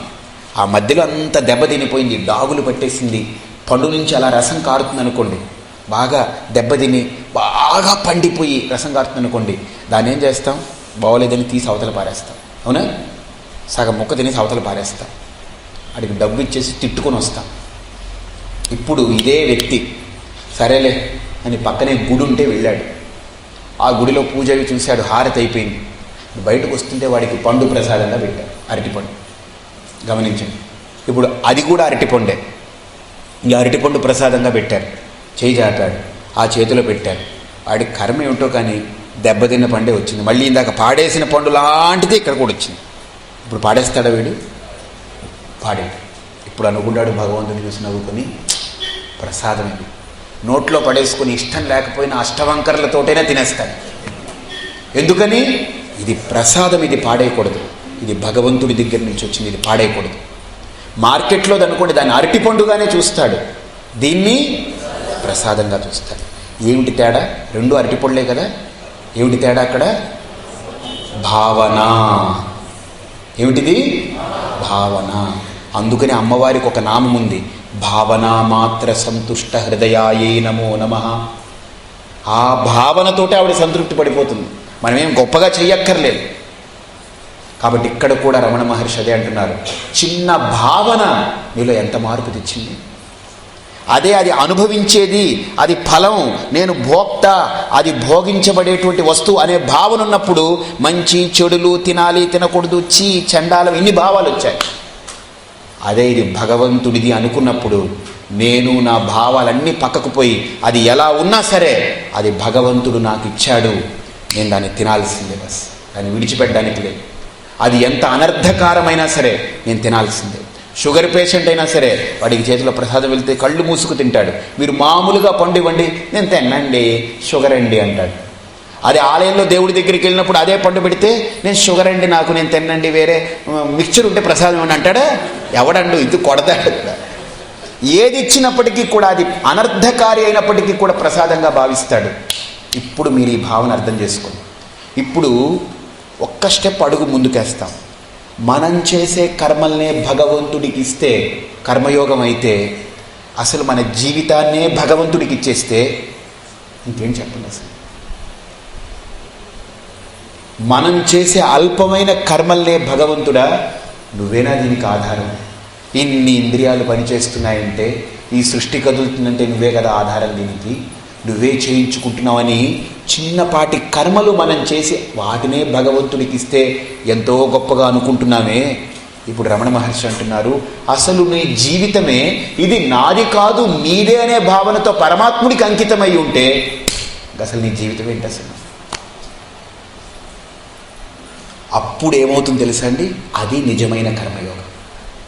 ఇంతకుముందు మనం అనుకున్నాం కర్మల్ని ఇవ్వడం కర్మయోగం అనుకున్నాం, కాదు, నీ జీవితాన్నే భగవన్మయంగా చేసుకుంటే అది కర్మయోగం. ఇప్పుడు ఈ స్టెప్తో ఆలోచించండి. ఇప్పుడు భగవంతుడికి మన జీవితాన్ని అర్పించేశాం. ఈ జీవితంలో ఇప్పుడు మనకు ఎన్నో సంఘటనలు జరుగుతాయి, అవునండి. భగవంతుడికి నివేదన పెట్టాం పళ్ళన్నీ, అందులో మంచి ఉంటాయి, చెడు ఉంటాయి. ఇప్పుడు మనకు తిరిగి ఇచ్చేటప్పుడు మంచి పండు రావచ్చు, చెడు పండు రావచ్చు. ఇప్పుడు మంచి వచ్చింది అనుకోండి, వాడేమైనా ఎగిరిపోయి తింటాడా? తినడు, ప్రసాదంగా భావిస్తాడు. చెడు వచ్చిందనుకోండి, కుంగిపోతాడా? కుంగడు, దాన్నే ప్రసాదంగా భావిస్తాడు. ఇప్పుడు మీ జీవితాన్నే భగవంతుడికి అర్పించేశారనుకోండి, మీ జీవితాన్ని భగవంతుడికి అర్పించిన తర్వాత అది భగవత్ ప్రసాదం అయిపోతుంది మీ జీవితం. ఇప్పుడు ఈ జీవితంలో ఎన్నో సంఘటనలు వస్తాయి, మీకు నచ్చినవి వస్తాయి, మీకు నొచ్చేవి వస్తాయి. నచ్చినవి వచ్చిన, నొచ్చే వచ్చిన రెండు కూడా ఇప్పుడు ఏమైపోతుంది? That's it. అది కావాలి. ఏ ఫలం మనకు వచ్చినా, ఇప్పుడు మన జీవితంలో దుఃఖం ఎదుర్కోవాల్సి వచ్చినా, పరమాత్మ ఎంత గొప్పవాడివయ్యా, నిజంగా అక్కడ భక్తుడి యొక్క గొప్పతనం బయటపడుతుంది. అంటే మనకు బాధ కలిగినప్పుడు మనం అందరినీ తిడతాం, మనల్ని తిట్టుకుంటాం, మన కర్మను తిట్టుకుంటాం, భగవంతుని తిడతాం. కానీ నిజమైన భక్తుడు అనుకుంటాడు, బాబ్బా ఎంత గొప్పవాడివయ్యా నువ్వు, నన్ను నీ దగ్గరికి చేర్చుకోవాలంటే నేను పవిత్రంగా ఉంటేనే కదా చేర్చుకుంటావు. కాబట్టి నాలో అపవిత్రతల్ని ఈ రకంగా కాల్చి, నన్ను బాధపెట్టి, తొలగించి నన్ను ముక్తుని చేస్తున్నావా, నీ రుణం ఎలా తీర్చుకోనయ్యా అనుకుంటాడు. అది భక్తుడి యొక్క పరాకాష్ఠ. భోగి యొక్క దృష్టి నాకెప్పుడూ సుఖాలే ఇవ్వు, లేకపోతే నిన్ను దేవుడిగా ఒప్పుకొని అంటాడు. కానీ భక్తుడు కర్మయోగి యొక్క దృష్టి నాకెప్పుడు దుఃఖాలు ఇవ్వయ్యా, ఎందుకని త్వరగా కాల్చేసావనుకో, త్వరగా పవిత్రమైపోయాననుకో, త్వరగా నీ దగ్గరకు వచ్చేస్తాను. నిన్ను విడిచిపెట్టి నేను ఇక్కడ అనాథలా తిరుగుతున్నాను, నాకు ఇక్కడ ఎవరూ లేరు, నీవే తప్ప ఇతఃపరం వెరుగను, నీ దగ్గరికి నేను రావాలి. నీ దగ్గరకు రావాలంటే నేను పవిత్రం అవ్వాలి. పవిత్రం అవ్వాలంటే దానికి కారణం ఏంటి, నాలో ఉండే అపవిత్రమైనటువంటి గుణాలన్నింటినీ కాల్చి కాల్చి తీయాలి. ఈ యాటిట్యూడ్ ఏదైతే ఉందో ఇది యోగం. భోగి యొక్క దృష్టి దుఃఖాలండి, ఏమిటో ఈ దేవుడిని నమ్మే ఉండాలని అన్నారండి, అప్పటి నుంచి దుఃఖాలు వచ్చి పడిపోయాయండి, తీసిపాడేయడమే. ఇవన్నీ అవగాహన రాహిత్యంతో ఉండే మనుషులు చేసే పని. క్రైస్తవ మత మార్పిడిలు ఎలా జరుగుతున్నాయి మీరు చూడండి. ఈ దేవుళ్ళు తీసేయండి, నమ్మకండి, అవి తీసేయండి, మేము మా దేవుడు రొట్టెలు ఇస్తాడు, గోదు ఇచ్చేవాడు దేవుడు కాదండి, అన్నీ పట్టుకుపోయేవాడు దేవుడు. అందుకని మన సంస్కృతిలో ఇచ్చే పేర్లు లేవు దేవుడికి. హరి, హర. ఏమిటి హర అంటే దొంగిలించేయని, తీసేయని, ఉన్నవన్నీ ఓడబెరికేయని. హరి అంటే అర్థం ఏంటి, మొత్తం పీక్కుపో అని, దొంగిలించే అని అర్థం. మన గొప్ప సంస్కృతి అండి మనది. మన సంస్కృతి ఎవడికి ఉందండి అసలు, మన సిద్ధాంతాలు ఎవడికి తెలుసండి అసలు. అందుకని మన దేవతను అలా పెట్టుకున్నాం, హరి అని రోజు పిలుస్తున్నాం, ఏడుస్తున్నాం. ఏమిటోనండి నేను నారాయణ నమ్మానండి, రోజు హరినామస్మరణ చేస్తానండి, దుఃఖాలేండి. హరి అంటే అర్థం ఏంటి, అదే మరి అర్థం, దుఃఖాలు పెట్టడమే అర్థం. ఆ దుఃఖాలను యాక్సెప్ట్ చేయి. అది ఎప్పుడంటే ఈ అవగాహన కలగాలి. చిన్న కర్మల్ని, ఒక అరటిపండు మనం భగవంతుడికి పెడితే అది ప్రసాదం అయిపోతే, ఒక అరటిపండు ఎక్కడో అరటి చెట్టుకి, జడ పదార్థానికి, ఒక వృక్షానికి మొలిసిన పండుని మనం పట్టుకెళ్ళి దేవుడికి పెడితే ప్రసాదం అయితే, అసలు ఇంత గొప్ప జీవితాన్ని మనం భగవంతుడికి ఇస్తే ఇది ఎంత గొప్పతనం ఉంది. కాబట్టి ఇక్కడ కూడా శాస్త్రం మనకు అదే మాట చెప్తుంది. ఈశ్వరార్పితం నేచ్ఛయాకృతం చిత్తశోధకం ముక్తి సాధకం. ఇప్పుడు మనం ఏ స్థాయికి ఎదిగామనంటే, ఈ సాధన క్రమంలో మనకి ఇంట్లో కానీ, ఇంటి బయట కానీ, ఎక్కడ కానీ ఎన్ని దుఃఖాలైనా రానివ్వండి, ఒక్కటే అర్థం చేసుకోండి, పరమాత్మ ఎంత గొప్ప వేడుకయ్యా. బొమ్మను చేసి ప్రాణము పోసి ఆడేవు నీకిది వేడుక. అర్థం చేసుకోండి అంతే బస్. ఈ బొమ్మను చేసావు, ఇంట్లో ప్రాణం పోసావు, నీ దగ్గరకు చేర్చుకోవాలని నన్ను ఇంత పెద్ద నాటకం ఆడుతున్నావు. నీ దగ్గరకు నేను రావాలంటే ఇంకా ఎన్నో మైలలు ఉన్నాయి. ఆ మైలలన్నీ ఎదురుగుండా పెట్టి శుభ్రంగా తుడిచేస్తున్నావు, నా మైలల్ని త్వరగా తీసుకెళ్ళిపోతున్నావు. చాలా మంచిది, హ్యాట్స్. ఆ స్థితికి చేరుకున్నటువంటి సాధకుడికి ఇక్కడ రమణ మహర్షి అంటున్నారు, ఇప్పుడు కరెక్ట్, భగవంతుడే ఉన్నాడు, భగవంతుడినే మనం ఆశ్రయించాం, ఇప్పుడు కర్మలు చేయాలి. ఆ కర్మల్ని ఎలా చేయాలి, ఏ రకంగా చేయాలనేటువంటిది ఇక్కడ 4వ శ్లోకంలో మనకు చెప్తున్నారు. చెప్పండి. కాయవాంగ్మన కార్యముత్తమం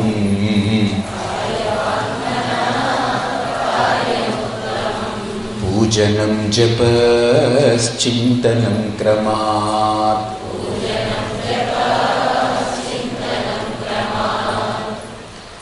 ఇక్కడ ఒక మంచి కాన్సెప్ట్ ఇస్తున్నారు. నువ్వు కర్మలు చేయాలి. కార్యముత్తమం కరణీయం. ఉత్తమం కార్యం కరణీయం. అధమం నీచం అనేటువంటి కర్మలు కాదు, ఉత్తమమైన కర్మలు చేయాలి, ఉత్తమమైన కార్యాలు చేయాలి. ఎలా చేయాలి అని అంటే, మనకు భగవంతుడు 3 కరణాలు ఇచ్చాడు. కరణం అంటే ఏంటి, ఇన్స్ట్రుమెంట్స్, ఉపాయములు, మార్గాలు, 3 విధానాలు ఇచ్చారు మనకు. ఏంటది, కాయ వాక్ మనః. కాయము అంటే శరీరము, వాక్ అంటే వాక్కు, మనస్సు అంటే మనస్సు, మనోబుద్ధులు, చిత్తాహంకారం, అంతఃకరణ. ఈ 3 కరణాలు ఏవైతే ఉన్నాయో వీటితోటి నువ్వు కర్మ చేస్తావు ఎప్పుడు. అందుకని మీరు చూడండి, పూజ చేసినా, జపం చేసినా, ఉపాసన చేసినా, ధ్యానం చేసినా, చింతన చేసినా, ఏది చేసినా ఈ 3 ఉంటాయి అందులో. కాబట్టి ఈ 3తోటి నువ్వు 3 ఉత్తమమైన కర్మలు చేయి. ఏమిటి చేయాలి? కాయవాంగ్మన కార్యముత్తమం. ఏం చేయాలి? నెక్స్ట్ లైన్ ఏంటి? పూజనం జప చింతనం క్రమాత్. క్రమాత్ రెస్పెక్టివ్లీ అంటే శరీరంతో పూజ, వాక్కుతో జపము, మనస్సుతో చింతన. ఇవి చెయ్యి. ఒక సాధకుడికి రమణ మహర్షి ఇచ్చే సూచన. ఎలా చేయాలి? ఏం చేయాలి? శరీరంతో పూజ. స్వామి, శరీరంతో పూజ చేయాలి, వాక్కుతో జపం చేయాలి, మనసుతో చింతన చేయాలి. ఎంతకాలం? ఇక్కడికి వస్తున్నాను. కొంతమంది అంటారు, ఏమిటోనండి నేను 1 గంట రోజు పూజ జపం చేసుకుంటానండి. అంటే వీడు 23 గంటలు అనవసర పనులన్నీ చేస్తుంటాడు అనమాట. ఇప్పుడు అది అర్థం, దట్ ప్రూవ్స్ అంతే కదండి. నేను 1 గంట పవిత్రంగా ఉంటానంటే అర్థం ఏంటి? మిగతా 23 గంటలు అపవిత్రంగా ఉంటాను, అంతే కదా. ఏమిటోనండి స్వామీజీ నిన్న రాత్రంతా చాలా బాగుండిందండి అన్నాడంటే అర్థం ఏంటి? ఈరోజు పగలంతా బాగులేదని అర్థం. అలాగే నేను 1 గంట పూజ చేస్తానండి అన్నారంటే అర్థం ఏంటి? 23 గంటలు పనికిమాలిన పనులు చేస్తున్నానంట. ఆ ప్రమాదం ఏర్పడే సూచన. ఒకసారి ఒకరింటికి వెళ్ళాను, పాపం వాళ్ళు భిక్షకు పిలిచారు. వెళ్ళాను. వెళితే పాపం ఆవిడ లోపల పూజ చేస్తుందనమాట. అత్తగారు అలాగే చేసేస్తుంది. గంటలు వాయించేస్తుంది, ధూపదీపాలు వెలిగించేస్తుంది. ఈ కోడలు లోపల నుంచి వచ్చి, ఏమండి కూర్చోండి, మా అత్తగారు పూజలో ఉన్నారు. నేనన్నాను, అదేంటమ్మా నన్ను 7:30 కల్లా రమ్మన్నారు, నేను వెళ్ళిపోవాలని. అంటే వచ్చేస్తారన్నారు. 8:30 అయింది, 9 అయింది, రావట్లేదు. ఆ రోజు ఏంటంటే నేను వెళ్ళాను కదా, ఇంకా చూపించుకోవాలని కొట్టేస్తామని అనుకోండి. ఇంకా పూజ అది చూపించుకునే పూజ, మరి ఏం చేస్తాం. సరే మొత్తం మీద అయింది, ఇంకా అవ్వలేదు, పూర్తి అవ్వలేదు. ఈ కోడలు పిలిచానేమ్మా, నాకు 9 అయిపోయింది, నేను వెళతాను, ఇది ఇంకా అయ్యేలా లేదు. ఏంటమ్మా 2 గంటలు 3 గంటలు చేస్తుంది ఆవిడ పూజ అన్నాడు. ఆ కోడలు కోపం వచ్చింది. మీరు స్వాములు, మీరు సాధువులు, మీరు వచ్చి మా అత్తగారిని ఇంకో గంట, ఇంకో 2 గంటలు పూజ చేయమంటే బాగుంటుంది, కానీ వాళ్ళు పూజ ఏంటి 2 గంటలు చేస్తారా అని అంటున్నారు ఏమిటి అని కోపగించుకుంది. నేనన్నాను, సరే అమ్మా మంచిదే, ఆవిడ అన్ని గంటలు పూజ చేయడంలో నీకేమిటంటే వచ్చిన లాభం అన్నాను. చాలా లాభం ఉందని. ఏంటంటే నేను మా ఇంట్లో 24 గంటల్లో హాయిగా మానసికంగా సుఖంగా ఉండేది ఆ 2-3 గంటలేనండి. మనం ఇంత వేదాంతం విన్నా దుర్వాసనలన్నీ త్రేణిపోస్తున్నాయి. ఇంకా పగలు, సెగలు, కోపాలు, క్రోధాలు, ఆవేశాలు, ఆక్రోశాలు, కుళ్ళు, కుట్రలు, కుతంత్రాలు ఇవే త్రేణిపోస్తున్నాయనంటే నువ్వు తిన్న వేదాంతం లోపలికి తినలేదు, అది బయటనే కక్కేసావు. ఈ హాల్ నుంచి బయటనే కక్కేసిపోయావు. మళ్ళీ ఏవేవో తింటూ ఉన్నావు బయట, చెత్తా చెదారం. ఏమిటోనండి ఆవిడ ఎన్ని సభలకి రాలేదండి, ఎన్ని వింటుంటారండి, ఎన్ని పూజలు చేసేస్తారండి, ఏమిటో. అంటే మనం విన్నటువంటి మాటలన్నీ ఉపరితలంలోనే, అంటే తల పై నుంచి అలాగా స్కిప్ అయిపోయి వెళ్ళిపోతున్నాయి అన్నమాట. అందుకని మార్పు రావట్లేదు. నేను ఇలా అంటున్నానండి, మీరేం బాధపడకండి. ఒక కంసాలి కొడితేనే ఆభరణం అవుతుంది. నేను ఒకవేళ ఇలా అన్నాను అనుకోండి, మీరు బాధపడితే అది కూడా కర్మయోగమే. అబ్బా స్వామి మా బాధలు ఎలా తొలగించావా బాబు అని అనుకోండి, తప్పులేదు. మార్పు చేసుకోవాలండి, మనం ఇంకా మారాలండి. ఇంకా మారకపోతే ఇంకంతే, నేనేం చేయలేను. శుద్ధంగా మన మనస్సుని తేలిక చేసుకొని స్పష్టంగా పెట్టుకొని, అసలు మన బ్రతుకు భగవంతుడు మనల్ని అర్థం చేసుకోవడం కోసం ఇచ్చాడు అని మనం కనుక నిర్ణయించుకుంటే, జీవితంలో ఇంకోళ్ళు అర్థం చేసుకోవడం మనం పక్కన పెట్టేస్తాం. ఏమిటోనండి నన్ను ఎవరో అర్థం చేసుకోవట్లేదండి అని అంటుంటారు కొంతమంది. ఎందుకు అర్థం చేసుకోవాలి? ఎవడికి వాడు అర్థం కాక జుట్లు బీక్కొని వస్తున్నారు ఈ లోకంలో. ఇంక నీ గురించి అర్థం చేసుకోవడం ఏంటి? ఇంకొక మాట అడుగుతాను, నేను ఒక ప్రశ్న వేస్తాను. ఈ మాట అనే వ్యక్తులకు ఒక ప్రశ్న వేస్తాను. నిన్ను వాళ్ళు ఎవరు అర్థం చేసుకోవట్లేదు అంటున్నావు, నీ లోపల కిడ్నీ ఎక్కడుందో నీకు తెలుసా? తెలియదు. అది ఎలా పనిచేస్తుందో నీకు తెలుసా? తెలియదు. అది ఇప్పుడు పనిచేయడం మానేసిందా లేదా నీకు తెలుసా? తెలియదు. నీ లోపల ఉండే కిడ్నీనే నువ్వు అర్థం చేసుకోలేదంటే, నిన్ను ప్రపంచం అర్థం చేసుకోవట్లేదని నువ్వు కంప్లైంట్ చేస్తున్నావు అంటే నేనేం చేయను నేను. అంటే మన గురించి మనమే పూర్తిగా అర్థం చేసుకోకుండా ప్రపంచం నా గురించి ఏమిటోనండి అని ఎవడ అర్థం చేసుకోవట్లేదండి అంటే ఇక్కడ నీలో స్క్రూ లూజ్ అయ్యింది అని అర్థం. మహర్షి యొక్క సూచన మేరకు కాయ వాక్ మనః, కాయంతో దేహంతో పూజ, వాక్కుతోటి జపం, మనస్సుతోటి చింతనం. కాయవాంగ్మనః కార్యముత్తమం పూజనం జపః చింతనం క్రమాత్. ఇప్పుడు గమనించండి. ఇప్పుడు ఒక స్టెప్ ముందుకెళ్దాం. పూజ. పూజ అంటే ఏమిటి? పూజ అంటే మనకు శాస్త్రం చెప్పిన ప్రధానంగా దాని యొక్క విధానంతో ఆలోచిస్తే మనకు 5 దేవతలు ప్రధానంగా ఉన్నారు. దాన్ని పంచాయతన దేవతలు అంటారు. ఆదిత్యం, అంబికాం, విష్ణుం, గణనాదం, మహేశ్వరం. పంచదేవాన్ స్మరే నిత్యం పూజయే పాపనాశనం. ఆదిత్యుడు అంటే సూర్యుడు, అంబిక అంటే అమ్మవారు, గణనాదం అంటే గణపతి, మహేశ్వరుడు, విష్ణు. వీళ్ళ 5 మనకు దేవతలు. ఈ పంచాయతన దేవతల్ని పెట్టుకుని అర్చన చేస్తూ ఉంటారు, ఆరాధన చేస్తూ ఉంటారు, పూజలు చేస్తూ ఉంటారు.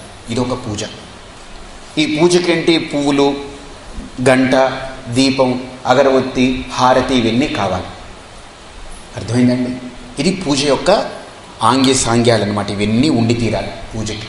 వీటితోటి మనం పూజ చేస్తాం శరీరంతో. ఇక రెండో స్టెప్ చూడండి. వాక్కుతోటి ఏం చేయమన్నారు? జపం. వాక్కుతోటి జపం చేస్తుంటాం. దీన్ని జపాన్ని మనం నోటితో కూర్చుని ఇలా కూర్చుని ఇక్కడ పూలు అక్కర్లేదు, గంటలు అక్కర్లేదు, హారతి ఇవన్నీ ఏవి భౌతికమైన పరికరాలు ఏమి అక్కర్లేదు. ఒక్కటే ఏంటి? జపమాల ఒక్కటే ఉంటుంది. అది చేతిలో తిరుగుతూ ఉంటుంది. టెల్లింగ్ బీడ్స్ అన్నమాట. అది తిరుగుతూ ఉంటుంది. మన మనస్సులో లోపల మటుకు జపం అవుతూ ఉంటుంది. ఇది వాక్కు స్థాయిలో చేసే జపం, ఆరాధన. ఇక మూడో స్థాయి ఏంటి? మనస్సు. ఏమిటన్నారు ఇక్కడ? చింతనం అంటే ధ్యానం. ఏంటి? చింతనం. ఇప్పుడు ఈ చింతన చేయాలనుకోండి, మనసుతో ధ్యానం చేయాలనుకోండి, ఇక వాక్కుతో చేసే జపానికైనా చేతిలో జపమాల కావాలి, నోరు మెదపాలి. కానీ ధ్యానానికి అది కూడా అక్కర్లేదు. ధ్యానం అంటే అర్థం ఏంటనంటే దేవతా సమూహ సమాన వృత్తి సంతానకరణం ధ్యానం. సంతానకరణం అంటే ఉత్పత్తి చేయడం. ఏమిటి సంతాన ఉత్పత్తి? సమాన వృత్తి అంటే సమానమైనటువంటి ఆలోచన. ఏ సమానమైన ఆలోచన? దేని గురించి? దేవతా సమూహం. అంటే మనకు ఇష్టమైన దేవత గురించి ఆలోచన పుట్టించుకొని ఆ ఆలోచనని మనస్సులో అలాగనే పుట్టిస్తూ ఉండడమే ధ్యానం అంటే అర్థం. అర్థమైందే? ఎందుకు ఇలా అన్నారు అని అంటే మనం గనుక ప్రయత్నపూర్వకంగా ధ్యానంలో కూర్చుని ఇష్టదేవత రూపాన్ని పుట్టించకుండా ఉంటే మధ్యలో ఇంకోటేవో పుడుతూ ఉంటాయి. అర్థమైందా? అందుకని మనం దేన్ని పుట్టించాలి? ఆ ఇష్టదైవం యొక్క ఆలోచననే పుట్టిస్తూ ఉండాలి ఎప్పుడు. మనం దాన్ని పుట్టించకపోతే మనస్సు వేటిని పడితే వాటిని పుట్టించుకుంటూ పోతుంది. కాబట్టి దేవతా సమూహ సమాన వృత్తి సంతానకరణం ధ్యానం. కాబట్టి ఇప్పుడు మనస్సు ఏం చేస్తుంది? సపోజ్ కృష్ణుడి మీద ధ్యానం చేస్తుంది అనుకోండి. ఆ కృష్ణుడి మీద ధ్యానం చేసేటప్పుడు నోరు అక్కర్లేదు, చెయ్యి అక్కర్లేదు, జపమాలు అక్కర్లేదు, పూజా ద్రవ్యాలు అక్కర్లేదు. అంటే ఒక్కొక్క స్థాయిలో ఒక్కొక్క అభివృద్ధి చూడండి. ఇక్కడ పూజ చేసేటప్పుడు భగవంతుని భౌతికంగా పెట్టుకుంటే ఈ భౌతిక దేహం కావాలి, దానికి పరికరాలు కావాలి భౌతికంగా. గమనించండి. ఇప్పుడు అదే భౌతిక స్థాయి నుంచి భగవంతుణ్ణి మంత్రస్థాయికి మార్చామనుకోండి. అప్పుడు భగవంతుడు ఏంటి? ఇంకా భౌతికంగా లేడు. లోపల మనస్సులో రూపం కనిపిస్తుంది, వాక్కు జపం చేస్తుంది, జపమాలలా తిరిగిపోతూ ఉంటుంది.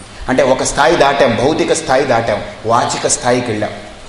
ఇప్పుడు భగవంతుని ఇంకా వాచిక స్థాయిని దాటి మానసిక స్థాయికి తీసుకెళ్ళిపోయాం అనుకోండి. అక్కడ ఏంటంటే ఈ జపం వాక్కు అక్కర్లేదు, జపమాల అక్కర్లేదు, ఇంకా అసలు భౌతిక దేహంతో పని లేదు.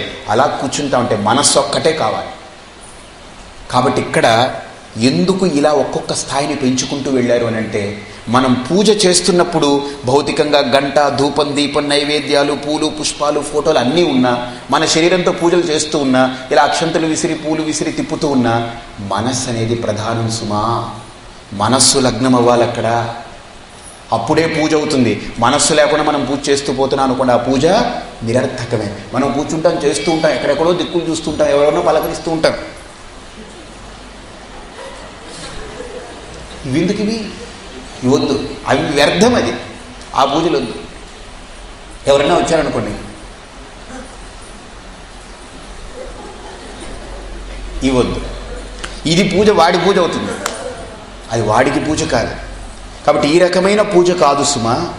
ఇంకా బాహ్య విషయాల్ని మనస్సులో పెట్టుకుని వాటితో సతమతమైపోయి దేవుడి దగ్గర కూర్చుని 6 to 7 పూజ అనుకున్నాం కనుక పూజ చేసేయాలని ఒక విధి పెట్టుకుని ఇవన్నిటితోటి యుద్ధం చేస్తూ ఇలా చేయడం మహాభారతం అవుతుంది. అదొద్దు, ఆ పూజ అక్కర్లేదు. కాబట్టి శరీరంతో చేసే పూజ చేసేటప్పుడు బాహ్య పదార్థాలు ఎంత ముఖ్యమో, నీ యొక్క వాక్కు మంత్రజపం ఎంత ముఖ్యమో, మనస్సు కూడా అక్కడ లగ్నం అవ్వడం అంతే ముఖ్యం. గమనించండి. ఇప్పుడు ఇంకా రెండో స్థాయి. ఇప్పుడు ఈ స్థాయి దాటిన సాధకుడికి జపం ప్రధానం అనుకున్న వాడికంటే భగవంతుణ్ణి ప్రతిమా రూపంతో చూడడం మానేసి మంత్రమే భగవంతుడు అనుకునేటువంటి వాళ్ళు ఉంటారు. కొంతమంది బ్రాహ్మణ ఇంటికి వెళ్తుంటాయి, మంచి నిష్ఠాగరిష్ఠులైనటువంటి వేద పండితులు, ఘనాపాటి గారి ఇంటికి వెళ్ళాను. వారి ఇంట్లో మందిరమే లేదు, చిన్న మందిరం ఎక్కడో ఉంది. ఏదో లక్ష్మీదేవిని ఒక చిన్న బొడిపు ఉంది, అక్కడ కుంకుమ పోస్తున్నారు, ఒక చిన్న ఫోటో అంతే, ఊరికిన ప్రతిమ అంతే. నాకు నిజంగా అనిపించింది, అబ్బా అనిపించింది. అంటే ఉన్నతోన్నతమైనటువంటి వ్యక్తిత్వాలు కలిగిన వాళ్ళు ఈ బహిరంగమైనటువంటి విగ్రహారాధన చేసి ఎదిగినటువంటి వ్యక్తి ఏం చేస్తాడంటే భగవంతుణ్ణి విగ్రహం వరకే పరిమితం చేయకుండా మంత్రరూపంగా చూసి ఆ మంత్రాన్ని ఆరాధన చేస్తూ ఉంటాడు. మంత్రమే భగవంతుడు వాడికి. మంత్రో వై దేవతా, మంత్రమే దైవం. ఆ మంత్రాన్ని ఆరాధన చేస్తూ ఉంటాడు నిరంతరం. ఆ పురస్చరణ చేస్తూ ఉంటాడు జపం. ఈ స్థాయికి ఎదిగిపోతారు. అర్థమైందా? ఇంకొక స్థాయి ఉంది. అదేంటంటే మంత్రము కూడా దాటిపోయి మనస్సులో ఆ చింతన స్థితికి వచ్చేస్తుంది పరమాత్మ. అక్కడ ధ్యానమే ప్రధానం వాడికి. ఇంకా బాహ్యంగా ఇవే ఉండవు. అయితే ఇవన్నీ తీసేయాలా? ఇవన్నీ ఇంకా అక్కర్లేదా? నోవే, ఉంటాయి, ఇవన్నీ కూడా ఉంటాయి. అయితే ఇవన్నీ ఏ స్థాయిలో ఉంటాయనంటే ఒక్కొక్క స్థాయిలో ఒక్కొక్కటి చెప్పుకుంటూ మానసికంగా చేసే చింతన అన్నిటికంటే శ్రేష్టమైనది. అయితే ఈ పూజ పనికిరాదంటారా? చెయ్యాలి, మానేయడానికి వీల్లేదు. భగవంతుడి విగ్రహంలో ఏమిటండి, భగవంతుడు అంతటా ఉన్నాడు కదా, మరి సర్వము తానైనవాడు కదా, ఈ విగ్రహంలో ఎందుకున్నాడండి? సర్వ